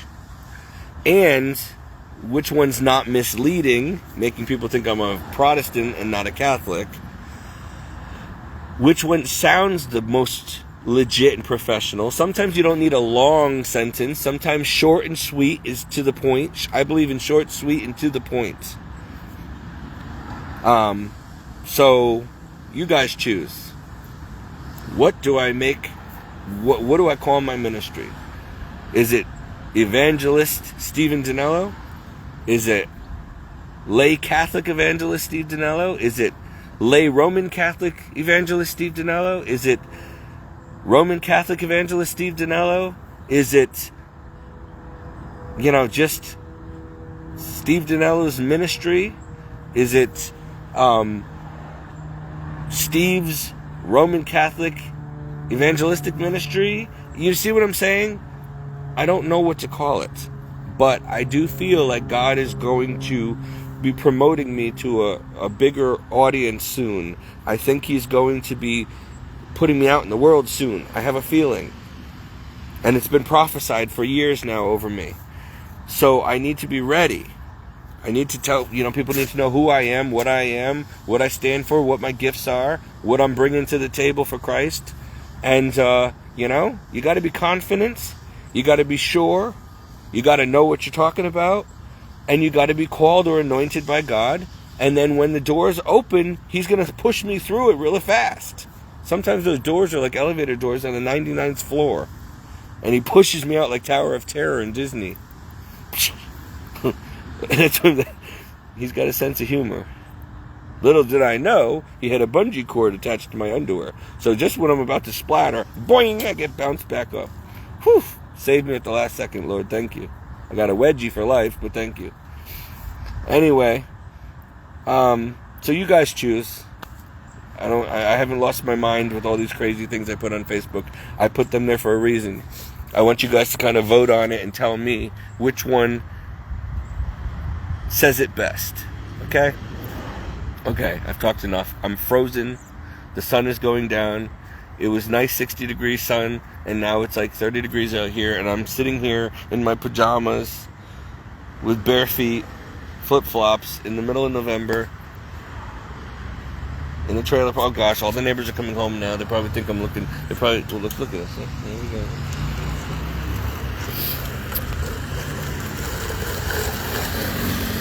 They all think I'm a weirdo. See, nobody else does this, by the way. If they're lucky enough to have a porch, they might just sit on it. But people in trailer parks don't want to associate with anybody else. They're really introverts. Like, they usually don't want to get close to the neighbors, because then the neighbors might ask for something, or money, or food, or start coming over and bothering you, or they might be drug addicts. So people are very cautious around here not to really. You might get a hire by once in a while, but they try to just not even look at you because they don't want to establish a friendship or a relationship. They're not very neighborly, at least not here. I'm getting rained on. Maverick, enough. So, but for rightfully so, because trust me, most of these people, you don't want them to feel comfortable and start coming over, and then the dog bites them, and then they sue you, or they come over and they start robbing your house, or they ask for drugs. And so we've established boundaries in this park where nobody talks to each other for the most part, or the druggies all talk to each other. They always sit on each other's porch like porch monkeys together, smoking weed, and we gotta all smell it, and they're loud, and I'm drunk and smoking weed, and birds of a feather flock together. Don and I are the only Christians in the park. Literally, we know everybody in the park. And not only are we the only Christians, we're the only Catholic Christians. And so now I have the title of Jesus Kid, the Jesus Kid. You need prayer? You need help? Go over to the Jesus Kids trailer. Trailer 24 Ministries. Hey, at least I'm doing something in this park. They all know where to go when they want prayer. And they do. I have people coming here. I'm dying of cancer. I got 2 months to live. Help, pray. What do I do? Do you know Jesus? No, I want to. Now you come to Jesus? Have you been baptized? Well, yeah. Okay, so you fell away from the church. That's good. You going to go to church? If I pray over you, you got to give your life to Christ. You got to stop smoking. You got to stop fighting with your husband, screaming and yelling. And yep, okay. So we pray. And 9 out of 10 times, the Lord, this is the Lord, no glory to me, all glory to God. The Lord heals them. Then they come back, thank you so much, it's gone. It's a miracle, it's gone. They said it's impossible. Okay, that was Jesus. Now you've been healed. Now go and sin no more, unless something worse happened to you. A couple years later, they come back, I'm dying of cancer, it came back. And you've been smoking like a chimney again, and you've been screaming at your husband, and you're drinking again. And have you been going to church? No. You fell away. Lest something worse now has happened to you. Shame on you. So we'll pray again, but I don't know if you're going to get a second chance.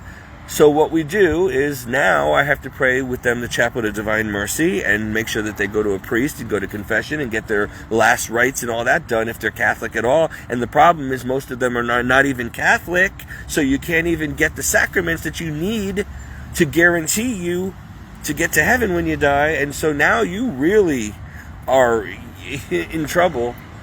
But I rely on Christ's mercy, and so I pray. Sometimes all I can do is beg God and fast and pray for them, and I'll pray the Chaplet of Divine Mercy at their bedside, and that's it. And then I say some prayers from my Pieta prayer book, prayers for the dying, and I say a mass for them. You know, I don't say a mass for them. I have a mass set for them, and that's all I can do.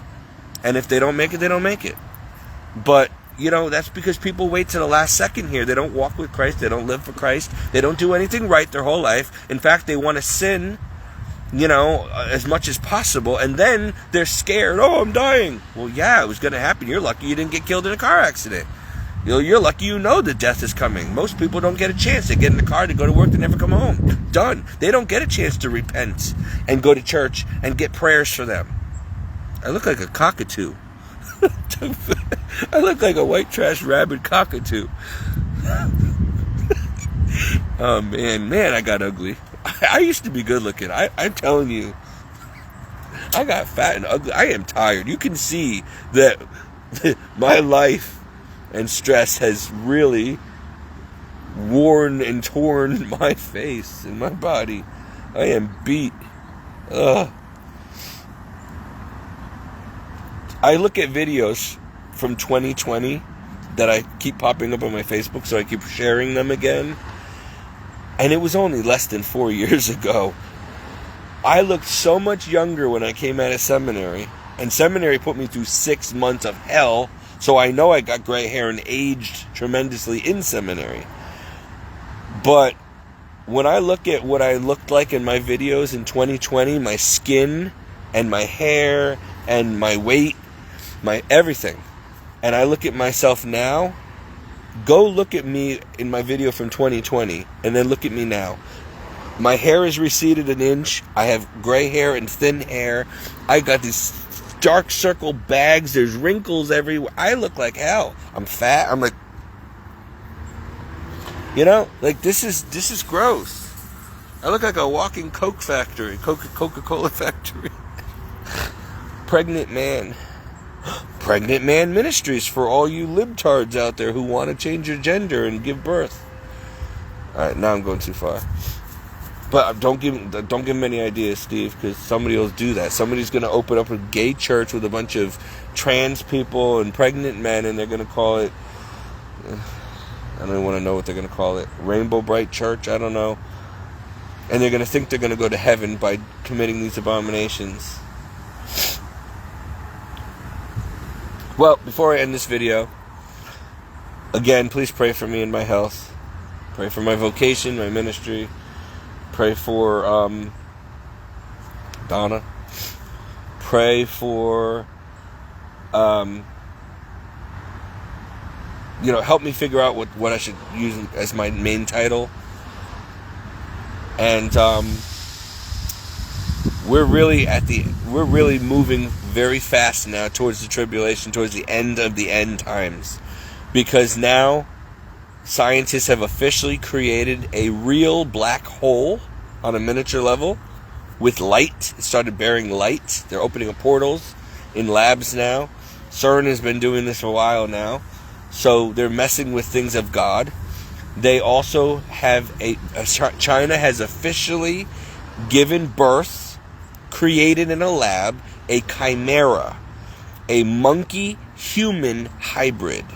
This is a monkey and a human mix. So this monkey is going to think and talk and has fingers and stuff like a human. It is half human, half monkey. That is stuff that is an abomination to God. You shouldn't be creating things like that. That's not. It's like a soulless. A demon's going to fill that body, and you're going to have these half animal, half human. That's disgusting. And then people are going to sleep with these things or be raped by these things and impregnated by these things, and you're going to have a disgusting race of beings that are no longer in the image and likeness of God. They're not human. They don't have a soul. They're going to hell. They're abominations. They're going to turn on us. They're going to be used for evil. This is really filthy. And God's not going to stand for it. So we got that now. And they've also finally had the first successful, complete birth from start to finish in a test tube. So basically they created a baby from start to finish, full birth, 9 months, and it is alive and well now, and it had no human parents, like nothing. It was just completely lab created from a sperm and an egg in a test tube, and it didn't even need a womb. It grew in a tube of, like a fish tank, like Avatar. So now this person's gonna grow up being a soulless, test tube, whatever, lab baby. People were going too far. Remember the Tower of Babel? God destroyed that thing because they were getting too big for their britches. Remember when the Nephilim, the angels, were breeding with humans? God sent the flood of Noah back then and destroyed everybody except for Noah's family from the face of the earth because there were giants and hybrids, half human, half animal, half human, half angel, or half demon people walking on the earth. And God said, no, this is not my plan for mankind. I want a pure, holy human race in my image and likeness. I don't want these other things. I created what I want, and I don't want people messing with it. I don't want angel humans breed, or chimera, or people sleeping with dogs and having a werewolf baby, or I don't want this. God said no, and so he destroyed the earth, and he's going to do it again because we're doing the same things now that they were doing back then. And he said it's going to be worse in the end times than it was during the flood of Noah. And it's going to be worse with the perversion, and the sodomy is going to be worse than it was when he destroyed Sodom and Gomorrah. People, we are living in a practical hell on earth right now, and it's going to get far, far worse every day from now on. From now on, the world is going to keep spinning out of control until it's over, until Jesus returns. And we still have things that are going to be coming, like chastisements and nuclear war and the Antichrist and the mark of the beast and the cashless society. And it's all here already. There's people in New York City already have the chip implant, and they're paying for their groceries with their hand. That's the mark of the beast. And it will be forced on everybody. It always starts out small, and then it becomes forced on us. How you doing, Tony? So if you get through this whole video, you might want to skip through that 20-minute conversation with that woman who drove by and interrupted my video. But I've said a lot here, and I wasn't planning on making this video, and now I got to hurry up and get ready for work. But it's been nice talking to y'all. The one thing you're going to get from me is reality. I'm just me. I'm nobody special. I'm nobody, really. But I'm a Roman Catholic, and I love Jesus, and I'm trying to do what I know Jesus wants me to do as a Christian, and that's all I can do. I mean, this is my platform, okay? I got a dog. This is my first parishioner. I got the trailer park here. This is my platform. I'm sitting out here in a chair in the middle of a trailer park by myself, doing a sermon. Until God gives me more. Remember what he said, and I'll let you meditate on this. This is what's coming to mind. If you are faithful with little, then I can trust you with much. But if I can't trust you with little, then I can't trust you to be faithful with much. So maybe God's testing me out. Maybe my trailer park days are all part of the process. Maybe I'll never get any more than this, and that's fine. Look, I just want to go to heaven, and I want Jesus to say, well done, my good and faithful servants. So maybe he's never going to do anything more with me and my ministry than this. It's just going to be me and the trash can and the trailer park. I'm reaching people on this level because there's people out here who need Jesus, especially in this park. And I'm the only Christian in this park, with me and Donna. And so we're the only Catholic Christians in the park, period. And I know that for a fact because I know everybody in the park. It's a very small park. And I'm the only Jesus freak in here. They call me Jesus kid. So, that's sad. But Jesus puts a light in every dark place. He puts a Christian everywhere. Why? So that Scripture can be fulfilled, basically, where when he returns, everyone would have had a chance to hear about Jesus before he came. He's going to put a Christian everywhere, in every corner of this earth, especially in dark places. because he's got to reach people. And, might as well be me. And see, here's the thing. People expect it to be some good-looking, rich, healthy, famous person who's going to, appeal to many. But that's not how God works. That's not how he rolls. He will use a loser in the corner of a trailer park like me, and nobody who nobody knows or cares. And he'll use them to reach people, and maybe in this level. And, then he'll use someone like Jim Caviezel in Hollywood to minister to people in Hollywood. And he'll use people of royalty to try to reach the royal family. Whatever. Most people will reject Christ and his gospel and to their eternal damnation. Hey, but that was their choice. I don't want to hear excuses, people. Because if I can do this, and it has cost me everything. Listen, don't forget, I used to have a Hollywood career. I was up and coming. I could have been rich and famous and good looking. I could have had the world. Satan was going to give me whatever I wanted. Trust me, he was. But I turned it all down for Christ. Then I went to seminary, and I got run out of there. I ain't giving up. Fine. If the church don't want me, hey, I know Jesus wants me. Because let me tell you, the person I am now, and those of you who grew up with me, compared to the person I was, very big difference. I am not the same Steve at all that I was growing up. I would never in a million years imagine, I didn't want to be this person. I used to hate people like me. I used to say I will never be one of those religious, kook, Bible-banging Jesus freaks. That's exactly what I got. Jesus himself came down, whacked me over the head with that Bible and said, "Oh yeah? Want to bet? You're exactly the man for the job." Oh man. And then the process of breaking began.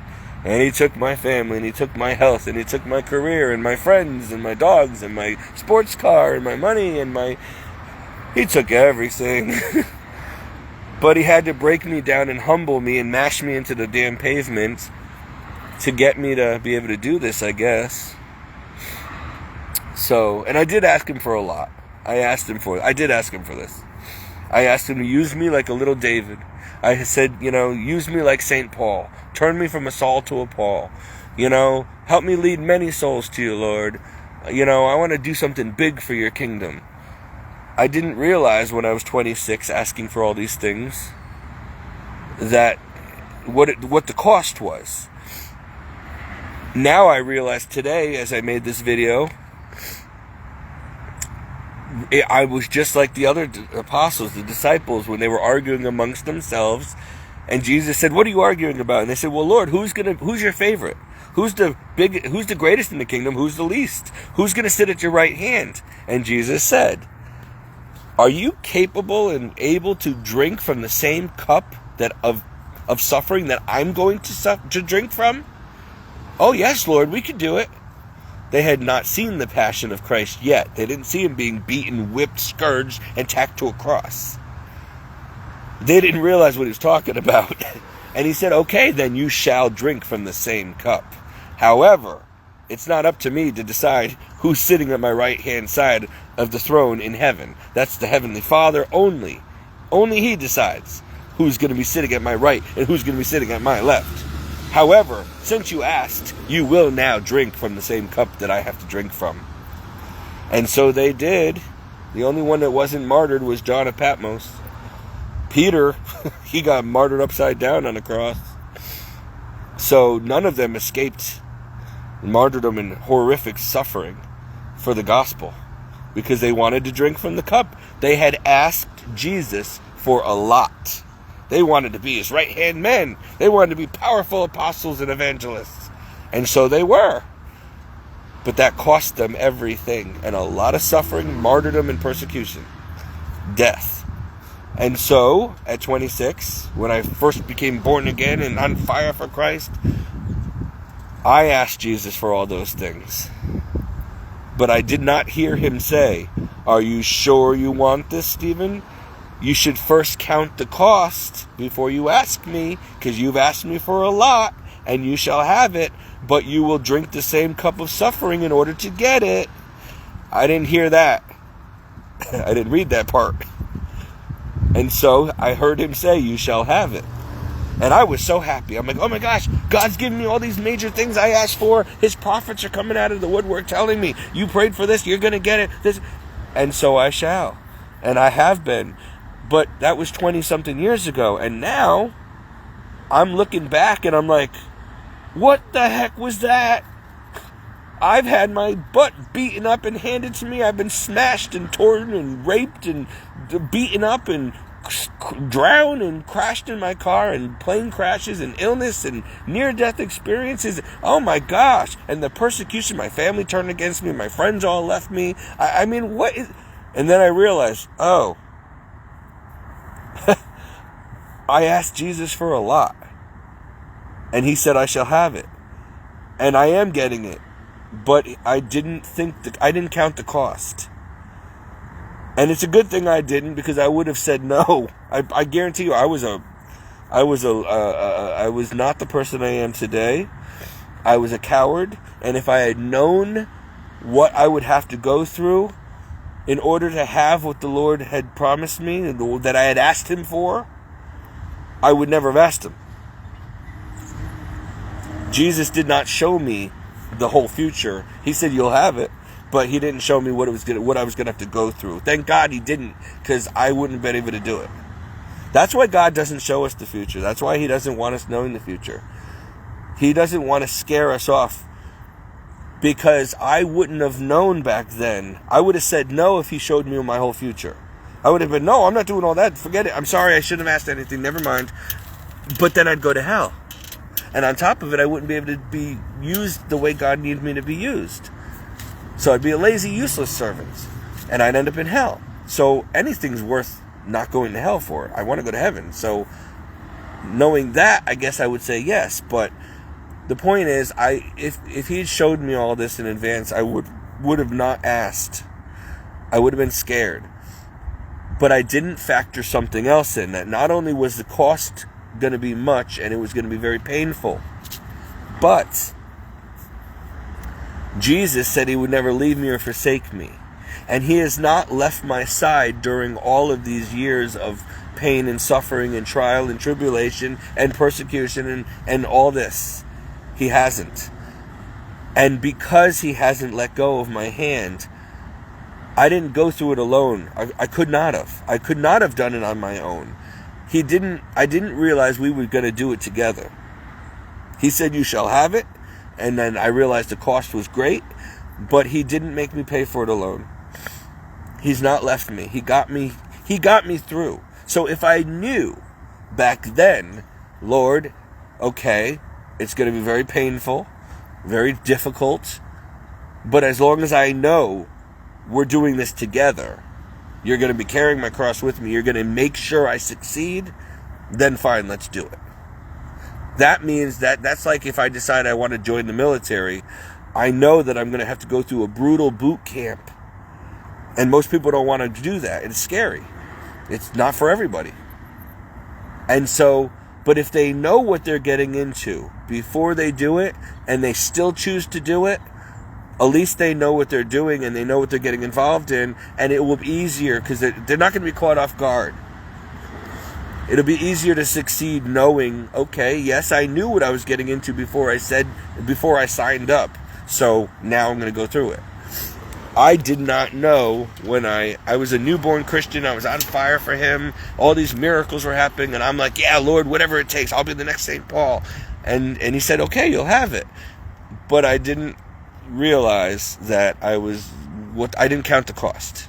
I didn't know there was going to be such a cost. I literally thought I was going to be this famous actor in Hollywood. I thought I was doing so good in Hollywood, like my career was really on the rise, that I thought I was going to be like the biggest Jim Caviezel, the next Mel Gibson, like I was going to be next Channing Tatum, Magic Mike, and I was going to use that platform, my fame and fortune, to change the world and maybe become president one day, and I was going to use that to evangelize. That wasn't God's plan. That was my plan.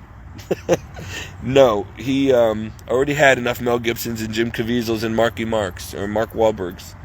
No, he decided, no, you're not going to be in that industry anymore. I'm taking you out of it. But Lord, I love it. I have fun in it. I love it. Next to being a priest, it's all I want. And I'm good at it. And I worked so hard to get here. Nope. Hey, do you want to go to heaven or not? Do you want to walk with me? Are you gonna work for me and be my disciple or not? then shut up and let's go. We're doing it my way. That's what you agreed to. Now, you asked me for a lot, Stephen. Do you want it or not? I'm like, well, yeah, but I thought I was still going to have a Ferrari and a mansion in Malibu also. I didn't know that I had to go through this. Do you want it or not? Then I was introduced to the sermon of, it's easier for a camel to go through the eye of a needle than a rich man to enter the kingdom of heaven. I'm like, okay, yep, you know what? That makes sense. You know what? Fine. Who needs Hollywood? Take the car. I still miss that car. Take it all.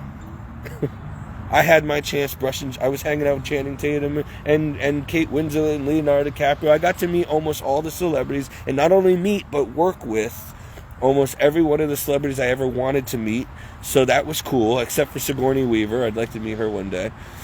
Other than that, I used to love Whoopi Goldberg, but I can't stand her now because I don't want to work with her because she's such a damn liberal, feminist, racist antichrist that I don't even want to. I have no respect for her. But I used to love her, but then I realized, these people, by the way, you need to know from somebody who was there, don't idolize actors and singers and stuff, because the person you see on film is not the real person they are in real life. I mean, I shouldn't be saying this, but the truth is, God forgive me, people like Terrence Howard, for example, amazing actors, I love him. I loved him and all his characters until I worked with the man. What a nasty... how do I say this without committing sin? I already commit sin. I lost all respect for that man, and I don't care. I was just so shocked when I got to know him in person. He was not the wonderful person that you see in film. He was a jerk to work with. Oh, he held up production. He was just, I can't even get into it. Being a Christian, I can't tell you the whole story anymore because it would be slander. But it was bad. Now, Channing Tatum, I expected him to be an arrogant, pompous, young idiot. He was so down to earth, nice, awesome.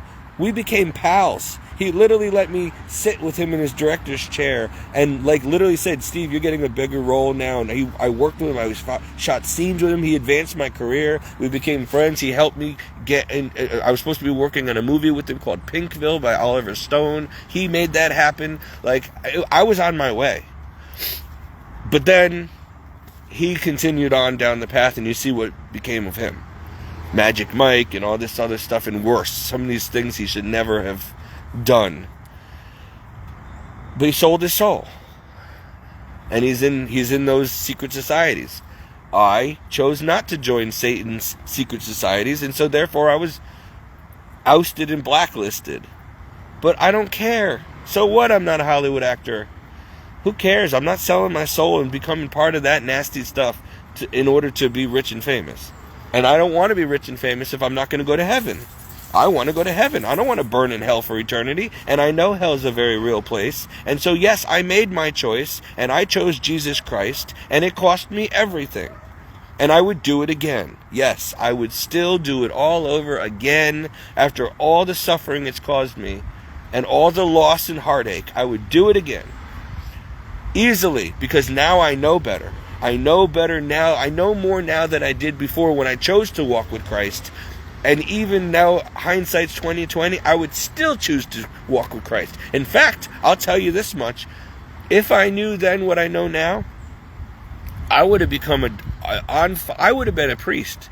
I would have not even gone to regular high school. I would have insisted my parents send me to Catholic school. And then I would have gone to minor seminary, and then I would have gone into seminary right out of high school. I would have been a priest. If I knew then what I know now, I would have not tried to get into law enforcement. I would not, like my father and family, I would not have even bothered with all those go-nowhere jobs. And I would never have gone into Hollywood. I never would have done acting and modeling and all that stuff and runway modeling, all that TV stuff. I would have just gone right to seminary. And I would have been a powerful, if it was up to me. Now, obviously God had other plans. But if it were up to me, I would have been an exorcist priest. That's what I would do if I had a choice. If I knew then what I know now. That's how serious I am. Nothing's changed. I would have gone in further, faster, harder. I would have really gone for the gold. I wasted so much time. The devil tricked me into trying to chase fame and fortune, and I had a heart of a Christian, and I was going to use that fame and fortune to change the world for Jesus, to lead soul. But I couldn't. See, that's the thing. A lot of people go into Hollywood thinking they're going to use those talents and do good things for... They all start off as Christians. They go to church. They're good old boys and girls, right? Like Britney Spears, how innocent she was, right? In the beginning, Taylor Swift. We all started off innocent. And then the devil forces you to make a decision. You want this? You want to be A-list? You'll have it. But you're going to give me your soul. And you're going to do all these horrible things. You're going to be raping kids, drinking blood, joining all these. And we own you. Or get out now and you're blacklisted and we will destroy you. So I chose to be blacklisted and destroyed. Because I am. And I don't regret it. I am not going to be some Hollywood pervert, pedophile, blood-drinking, demon, Freemason bullshit. Forgive my language, but that's what it is. I chose well, and I would do it again. In fact, I would never have even gone into Hollywood in the first place, had I known how satanic it was. By the time I knew, it was too late. I was too deep and too involved. But it's never too late to give your life to Christ, to fight for to find out what's really important and to fight for it. And so I did. And so now, I lost a lot of time, but, God is the God of new beginnings. There's no time with Him. He can use me at 44, where I'm at, and do great things with my life still if He wants. No harm, no foul. It's better late than never in the kingdom of God. You just got to make sure that you don't choose never. You want to get in. You want to go to heaven. But I'm telling you, it's snowing right now. It went from being warm to flurrying. No wonder I'm freezing. But I'm going to end this video now because I got to go. But I hope that this is a real heart-to-heart. This isn't just preaching the gospel. This is what I try to do in my ministry is use scripture, but show you how it really is incorporated in everyday normal life. Priests and preachers don't really have enough time in church to really get down to the nitty-gritty. And sometimes they're so busy being a priest or a preacher in their own little world, in their own little circle, that they're not out here really getting dirty in the worst parts of this world. Like, I've been in the deepest recesses of hell on earth. I've seen some things that you can make horror movies out of. I don't even know how, if it wasn't by the grace of God, I wouldn't be alive today to even make these videos because I would not have escaped. I've been in really bad places and seen some really terrible things and things that no person, especially no Christian, should ever have any business being anywhere near or associated with. But I was naive and stupid, and I was hanging with the wrong people, and I got dragged into stuff that I wish I never saw. But I know. I know stuff. See, this is what I'm saying. Most of you in the world, you're so busy with your 9 to 5 and just living life and voting for Biden. And I'm enjoying my life. You have no clue about reality. You don't know how real Jesus is, how real heaven and hell really are. You have no idea how real the devil is and the disgusting satanic stuff that goes on all around you behind closed doors. You wouldn't even know. The perversion, the murder, the pedophile, the blood drinking, the drugs, the crime. This world is evil. It is so disgustingly evil. The best way I can, no offense, Lord, you created a beautiful place here, but we ruined it. This world is not only a facade, it's like taking a pile of dog shit and painting over it gold, or painting over it and making it look like a donut, a nice, beautiful, tasty donut. Oh, heaven on earth. But under the surface, it's vile, it's disgusting, it's hell, it's the most vulgar, disgusting reality. And the Christians are so few and far between. We're like the stars in the night sky in this black abyss, and there's little light, shimmering lights here and there. There's not enough of us down here. That's why the harvest is ready, but the laborers are few. We're the laborers, and there's not enough of us willing to be the laborers and get out there and risk your life to reap a harvest of souls. It's dangerous, it's dirty, it stinks. You will be hated and worse. Kicked, spit at, mocked, threatened, persecuted, silenced, martyred.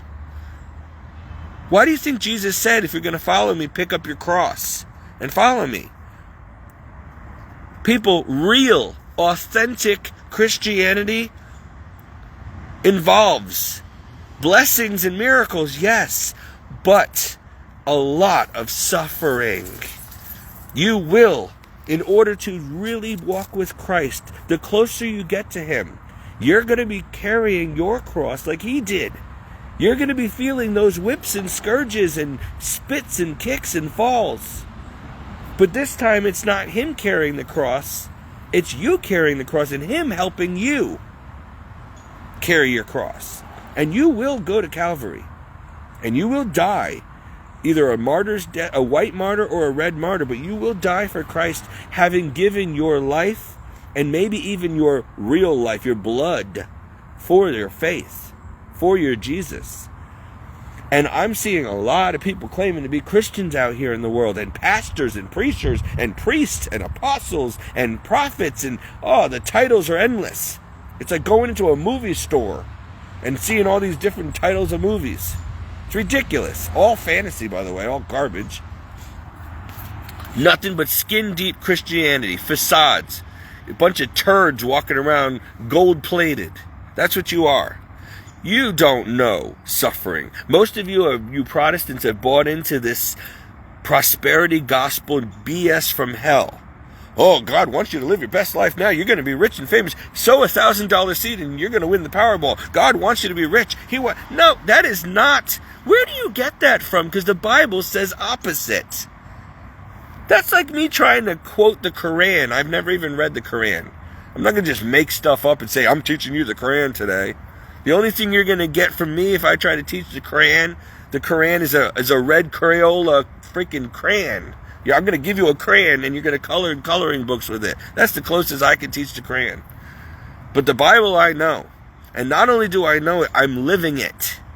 And I'm telling you, I'm not surprised at all now. Looking back at my life, I'm telling you, my life was so much easier and happier in many ways and fulfilling, and like I had everything I wanted before I gave my life to Jesus. Soon as I did, something shifted and everything went the opposite direction, difficult. And I thought, oh my gosh, Lord, what's going on here? I thought I was going to be blessed. I've been listening to Joyce Myers and Joel Osteen and all these T.D. Jakes and all these people, these Protestant heretics, promising me that if I do this and give you my life, I'm going to be like them, rich and famous, and I'm going to have everything I want. I'm going to be so blessed. What's going on here? The reality was, I never told you that. They told you that. I told you did you bother reading my book, Steve? Your problem, Steve, is that you chose to be a Christian first before counting the cost. You didn't read my word before asking me. So now you're going to go back and read it, but we're going to read it together, and I'm going to show you what it really says. And I'm like, oh. Every time I read that book, I'm like, oh gosh, I'm really off. Oh gosh, I'm really off course. Oh man. Oh, I'm going to be... I mean, he wasn't joking, people. And that was over 20 years ago. Now, I can tell you, looking back, I am not at all surprised at all that I lost and all the suffering and the miracles. Because, yes, I was walking and working in grace and miracles, but it came at a price. Authentic Christianity is not just being a pew warmer and putting money in the basket and going to church on Sunday. You need to live this every single day. It needs to be in your mind every single day, your heart. You will be authentically transformed by the renewing of your heart and mind into another Christ, or something ain't working and you're apostate or lukewarm and you're going to hell. You call yourself a Christian, you look like a Christian, you go to church, but you say John 3:16, maybe you even read the Bible. But if he's not breaking you down and building you up and taking things out of your life and changing your whole perspective, like I used to love cars and money and fame and fortune and nice things and luxury. Now I'm lucky to have a roof over my head, and I could care less. I don't care about these things anymore. I literally don't care. Like I used to want a Ferrari and stuff. I could care less. I look at them now and I'm like, what a piece of good-looking trash. Useless. Drive that in a blizzard. Good luck. I'll keep my car, thank you very much. I'm more practical now. You know, and I'm glad, because it's like I had to be retrained by God to have a mind like Christ and get rid of my worldly mind that the world taught me. The world taught me I needed to be this way. I have to have the American dream. I got to think this way and act this way and do this. And the best life I could ever have is to be a superstar in Hollywood. But then I started walking with Jesus, and it wasn't easy at first. But now I look back and I'm like, there is a method to your madness. This does make more sense. I am so glad I could actually be content with little to nothing, where I couldn't be happy before unless I had that sports car, unless I had fame, unless I was constantly being affirmed by people that they love me and all this stuff. And then the minute I became a Christian, all those people dropped me like a hot rocket. I realized none of them cared about me. They only liked me because I was an actor on TV. They only liked me because I had a sports car and I picked them up and drove them everywhere and I paid for everything and I had money and I was fun. I was buying my friends. But the minute I became a Christian and I lost all that, they all took off. You would think Jesus was coming back, because they ran and hid themselves in the rocks. And I'm like, where'd everybody go? Now I need you the most. I mean, I've been a good friend to you all these years. I paid for your helped furnish your homes. I did everything for you. I bought everything. I took you out to dinner. I mean, come on. I took you to Hollywood events and red carpet events. Now I need you, and you're all gone. What about me now? I got no return at all. I loved much, but I got nothing back, because these people were worldly, ungodly people, not Christians. But the poor Christians, these are the people who always help me. When I needed help, I couldn't go to the rich. I have millionaire friends. Well, they're not really my friends anymore. Now that I really know them, they got rid of me too. They liked me when I didn't need anything. But the minute I needed help, I went to them first, thinking, you're millionaires, you're rich, you're lawyers, you can give me a job, you can help me, you can give me a home, you got all these properties that are vacant, you can let me rent one out, you can, please buy me food, give me... Nothing. Maybe a gift card to Stop and Shop once in a while. And it was like, here you go. If I help you, I got to help everybody. You don't get rich by giving your money away. I'm sorry, you're going to have to make your own way in life. You didn't. You married into money. You were living in a garage when you came here. You married a lawyer. He sold cocaine throughout college to become a lawyer. He came from a farm. You people did it in a sleazy way, a corrupt way, and now you're the elite. I didn't do it that way, and you want nothing to do with me. And now you have all this money you don't know what to do with. You got multiple houses all up the East Coast, mansions, and all over the place. And you couldn't give me $10 to buy McDonald's to save my life. Oh, I can't do that, Steve. Sorry. But I'm your friend of 20 years. We're family. We grew up together. I dated someone in your family. You know me. Sorry. Can't do it. You could do it easily. You won't. That's right. You think these people are your friends? And I warn them. You enjoy your money. You shove it where the sun don't shine, because you ain't nothing. And you're going to go to hell when you die. And you deserve it. Because if that's how you treat your own friends when they're in need, then you're not helping strangers on the street. You and your money are going to go to hell. It's easier for a camel to go through the eye of a sewing needle than for you to ever enter the kingdom of heaven. And that's why. So don't cry about it when you're burning, because you had your chance. And then I went to family. And they weren't rich, but they were well off. And they threw me to the streets. Nope. You did it to yourself. Then I went to my friends, and they were nowhere to be found. So then I went to the church. Some of them helped me, most didn't. So I got on my knees and I went to Jesus, and suddenly he sent people. But he didn't send rich people. He sent me other poor as dirt people to help me. Isn't that amazing? The poor are the happiest people on earth, even though they got nothing, especially the Christians. And they're the first people. I've seen homeless people eating out of garbage pails, willing to share their half-eaten sandwich that they just fished out of the garbage with another hungry person, and even giving them the shirt off their back because someone else was cold. These are people who have nothing themselves, and they're so generous. Yet rich people and famous people won't even give you a dime. Your own family will throw you to the streets. This has been my life experience. Have I ever been that way? I have been extremely generous when I had nothing. I've given my last dollar away to someone on the street. My last bottle of water, my last lunch. The Lord made it up to me, but I did. I took a risk. I went hungry and thirsty in the heat to feed someone I don't even know. And the Lord made it up to me.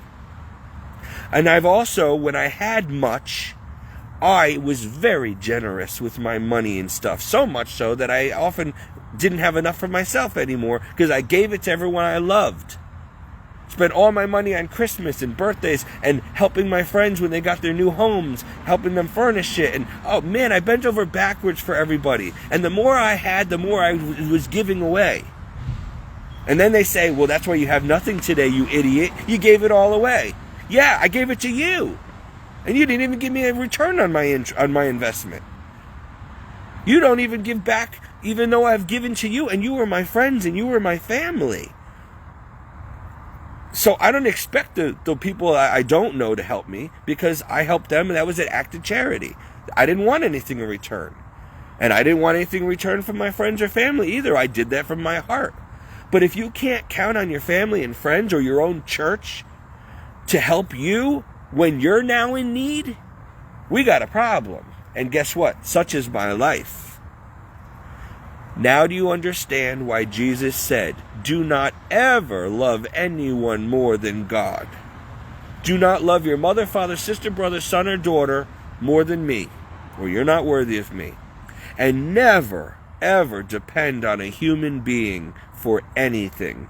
You come to me, your Father in heaven, on your knees, in prayer and supplication with thanksgiving, and I will give you your needs. Do not trust or depend on others. I, your God, will send others to bless you, but you got to come to me first, and I will delegate when, where, and how this is going to go down. That is how God works. That's how he rolls. So you need to know how to be a real Christian, and you need to know you need to be obedient to God. And you need to make him first and front and center in your life, even if he puts you in a trailer park or worse. And trust me, there's far worse places I've been than this trailer park. So you be grateful for what you do have. Because let me tell you, even if all you have is a blanket, it could be a lot worse.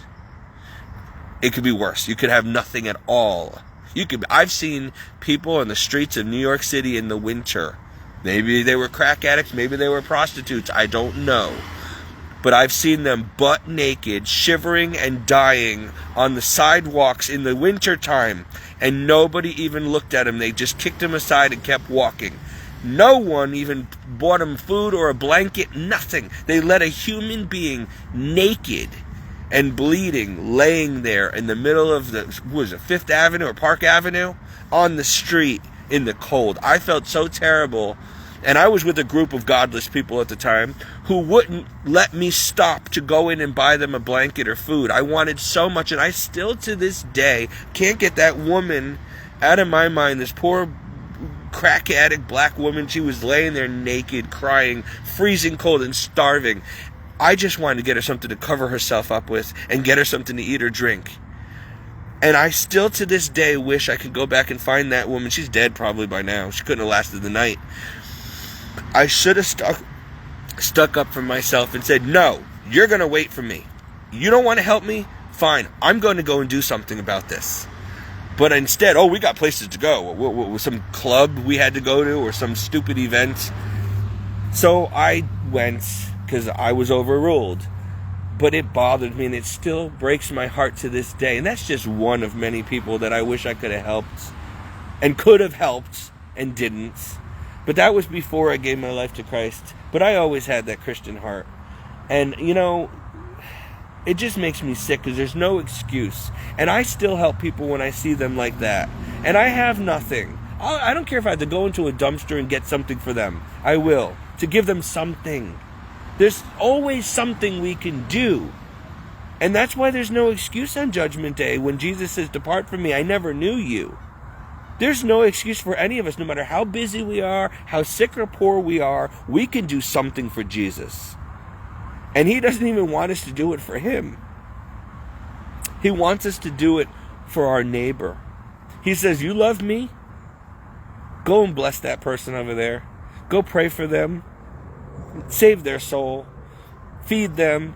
Clothe them. Do something. And then, when you do that for that person, you're doing it to me." That's how you get to Jesus now. Through the hearts of other people. You got to go through other people and do good deeds and works for other people to get to him. You pray directly to him. You worship him directly. But you go and love on other people. You take care of your brother, your neighbor, the sick, the poor, the destitute. And by doing that, and by preaching the gospel, which is most important because you can feed a person and save their life. But if you don't feed them the truth of Christ and save their soul, what good is it? They're going to end up in hell anyway. They don't, and I bet you that every person I ever helped in the flesh would rather I had helped them in the soul. What I mean by that is I bet you every person I've ever actually helped feed or clothe or whatever, I never taught them about Jesus. I should have done both. But I should have definitely ministered Jesus to them. Because if they're in hell right now, they don't care about the food and the clothing I gave them. That was no use to them in the end. They could have been in heaven right now. Had I put priorities, people, soul first, then the body, and you and I are called to do both. And you use their physical needs, a blanket, clothing, food, water, whatever, company, a nice word, friendship, shelter, whatever it is, you use that as the conversation starter to introduce them to Jesus. Then if they reject, their blood's not on your hands. You move on and you pray for them, and that's it. But they will remember. And if they still reject Christ after he just blessed them through you, because what you need to realize is when you're doing these things to people, when you're doing good to others, Jesus is in you using your mouth and your body to help them, to feed them, to give them money, to bless them, to call them back home to himself. You and I have got to be the vessel, the tabernacle, the church, the body, the temple of the Holy Spirit that God can use to go get things done. You can't just hear about Jesus and believe in Jesus and go to church and that's it. And maybe save your soul. You need to be able to be boots on the ground for Jesus. He needs to move you in and out of the church and put you where he needs you to get stuff done. And the only way you can do that is to be free to do that. Which means God first, others second, you last. You don't live for self anymore. You live for Jesus and your neighbor. That's right. A Christian is not about themselves. You give up your life. You're a dead man walking. It don't matter anymore. What matters is Jesus is happy and people are being saved. That is a Christian. Most of you are still living like the rest of the godless world who don't know Jesus. You're living for yourself and your family and your vacations and your homes and your comfort and your luxury and your cars. But what are you doing for strangers and neighbors and the poor and the wick? And how are you preaching the gospel every day somehow? Are you not just teaching them about Jesus, but are you showing them? Like, it's easy to preach from the Bible, but are you showing them how to live it out? Are you being an actual example, or just a preacher of the word or a hearer of the word? Are you an actual doer of the word? You need to not only hear and preach, but also implement it in your life and be an example. Preach by example more than word, and do. And don't worry about who's not doing it or who's doing better or whatever. You do. Don't sit there and say, oh, I'll pray for you that someone else does it. I'll pray that somebody brings you money or food. I gotta go. No. You do it. Don't pray to someone else. Stop passing the buck. Stop being lazy. You do it. You got $10 million in the bank. You should be helping people. I was supposed to end this video a long time ago. Now it is dark. I've been out here for hours. I am frozen solid. I'm practically naked, sitting here in shorts and a t-shirt. But this is too important. When God takes over like this, I don't have a choice. I don't have a choice. It's like, you're going to say this, you're going to film, and that's it. And that's church for the day. And that's it. And so, hey, if this video, I might, like I said, I made a joke about it. I'm sitting here between a dumpster and a bunch of stinky trash cans and a rundown trailer. And I'm sitting out here like an idiot in the middle of a trailer park by myself, talking to my phone. I don't need to be Joel Osteen in a fancy, expensive suit preaching on a stadium. That's great. I can reach more people that way. But right now, this is all I got. And so I'm going to use it, because if I don't, God can't trust me with more if He can't trust me with little. And if I don't use this one little talent I have, if I bury it, we know what happens. The Bible says to the one who had one and buried the talents, he was a wicked, lazy servant who was cast out into utter darkness, where there was gnashing of teeth and wailing. And his talent was given to the one who already had 10. Because he buried his talent and didn't even put it in the bank so that Jesus could at least collect interest on it. I'm not going to do that. I got this one garbage talent. That's all I got. I'm going to use it. I need to at least give Jesus an extra one. If I can't double this, if I can't multiply it, and this is how I'm doubling it. All I got is a phone and the clothes on my back and someone else's trailer that I live in, and this is all I have. And I have maybe a few people watching me all the time. That's all God's given me right now. But I've got to show Him that I can be trustworthy with this little bit, and maybe He'll give me more. Maybe I don't want more. Maybe I can't handle more. So I'm not going to ask for any more, because I don't think I can handle it, and I don't think I want it. So this is fine. I just want to hear well done, and the only way I'm going to hear well done is if, no matter how much I had or how little, I did the best with what I was given. Then Jesus will say, I didn't expect you to have 10 or 5 talents. I gave you 1. I just wanted you to double the 1. Well done. Enter into your master's joy. But if He gives me 5 and I don't make another 5, look, those who have been given much, much more is expected. So don't be asking for 10 talents when you can't even handle the 1 you have. It's hard enough to double the 1 we've been given. And if you don't double it, you're going to hell. So I'm not going to ask Jesus for 10 talents, because that means that He's given me much more, and now I've got to produce 20. I got to double what He gave me. That is very hard. So you need to be like the Pope to do that. I'm okay. I realize now I already asked God for much, and at this point, I'm old now, I'm tired, I'm run down, and I'm beaten up by life. And you know what? God has already done a lot for me and in and through me with what little I have. And even what little I have, it seems to have been taken from me. But it's fine as long as I make it to heaven. As long as I get a well done and that I'm helping you people, then good. Then that's all that matters. I am just a vessel. I'm no longer my own. I don't live for myself. It doesn't matter. If God wants me to live a cushy life in a mansion, then He could do that. If He wants me to live with someone else in a trailer, then that's what He wants. It's not about me, it's about Him.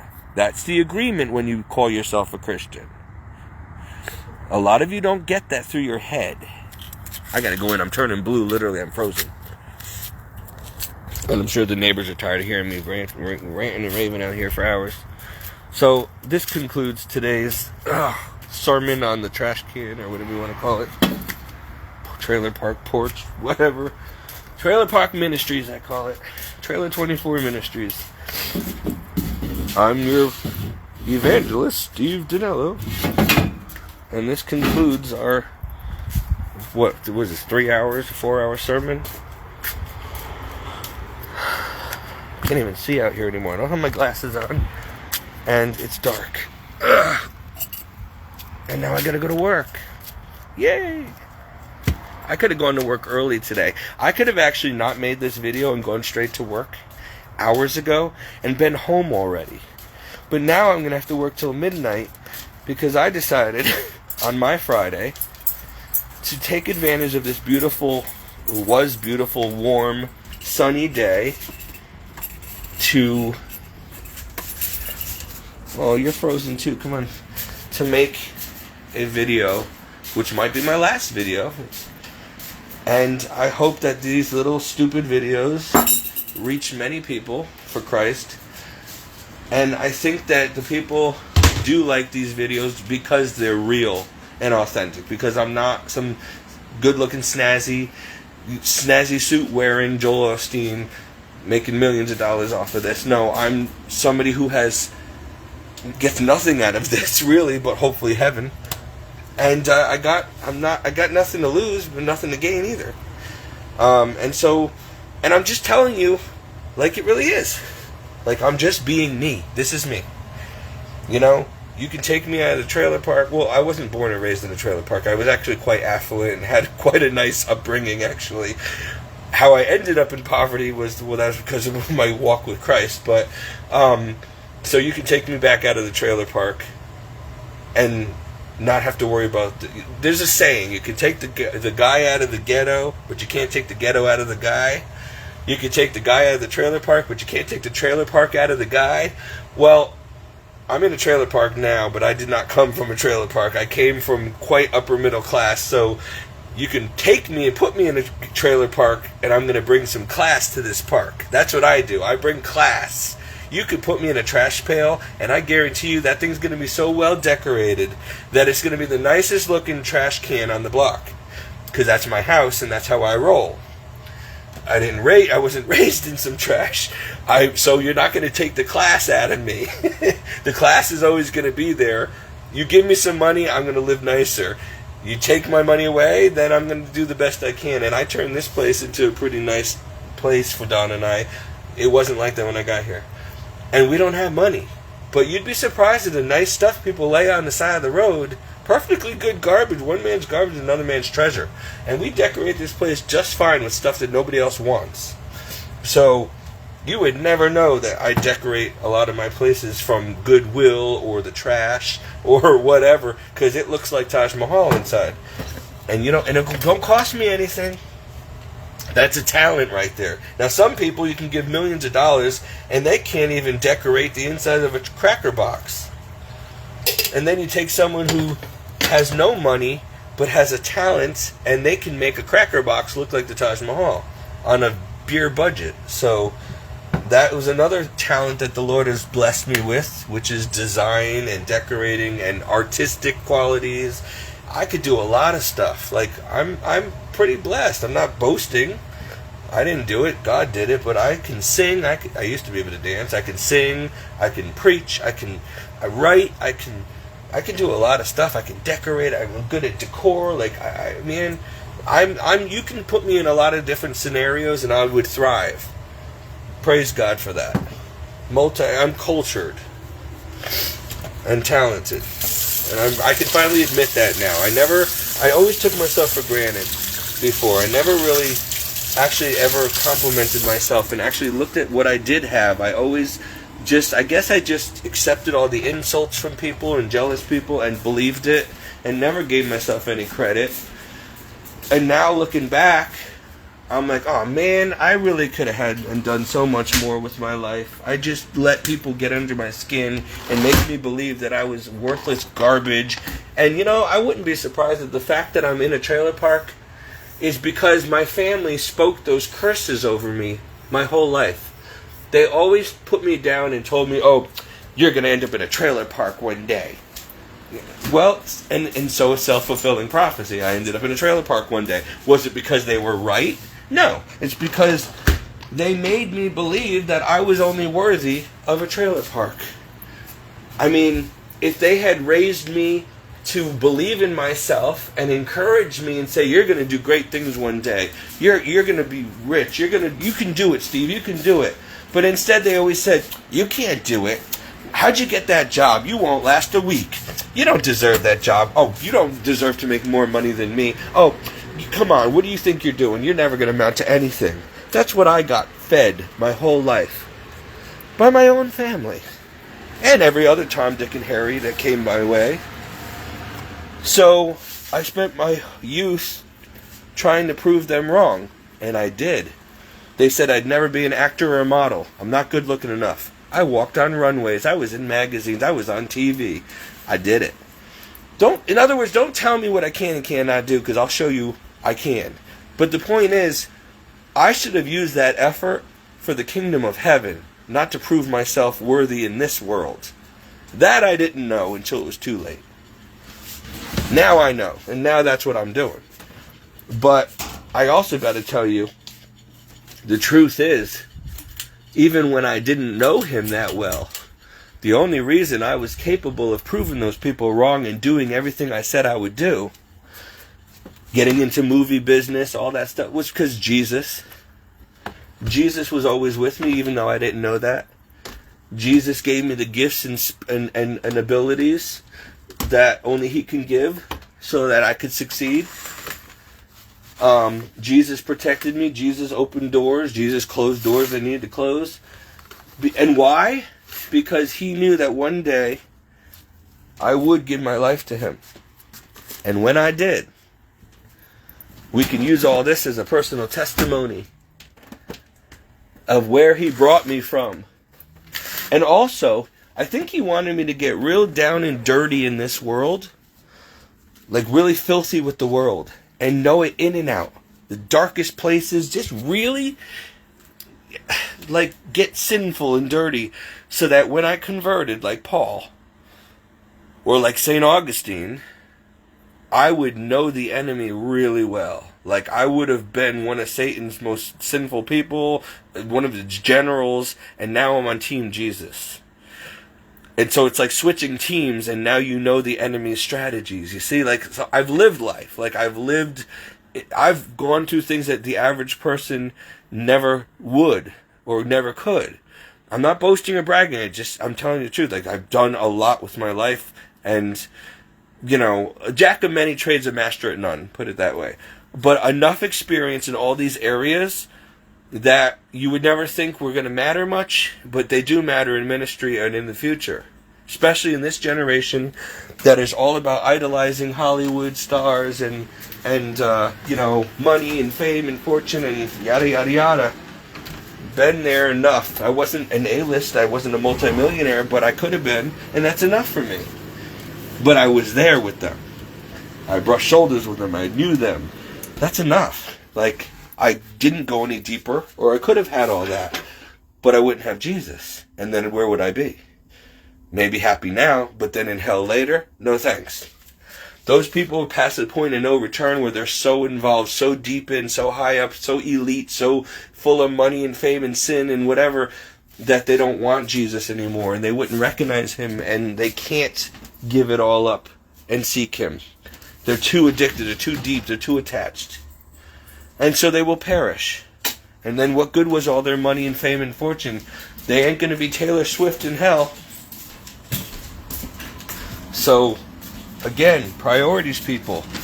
Make Jesus Christ your priority, or you will spend eternity wishing that you did. God bless.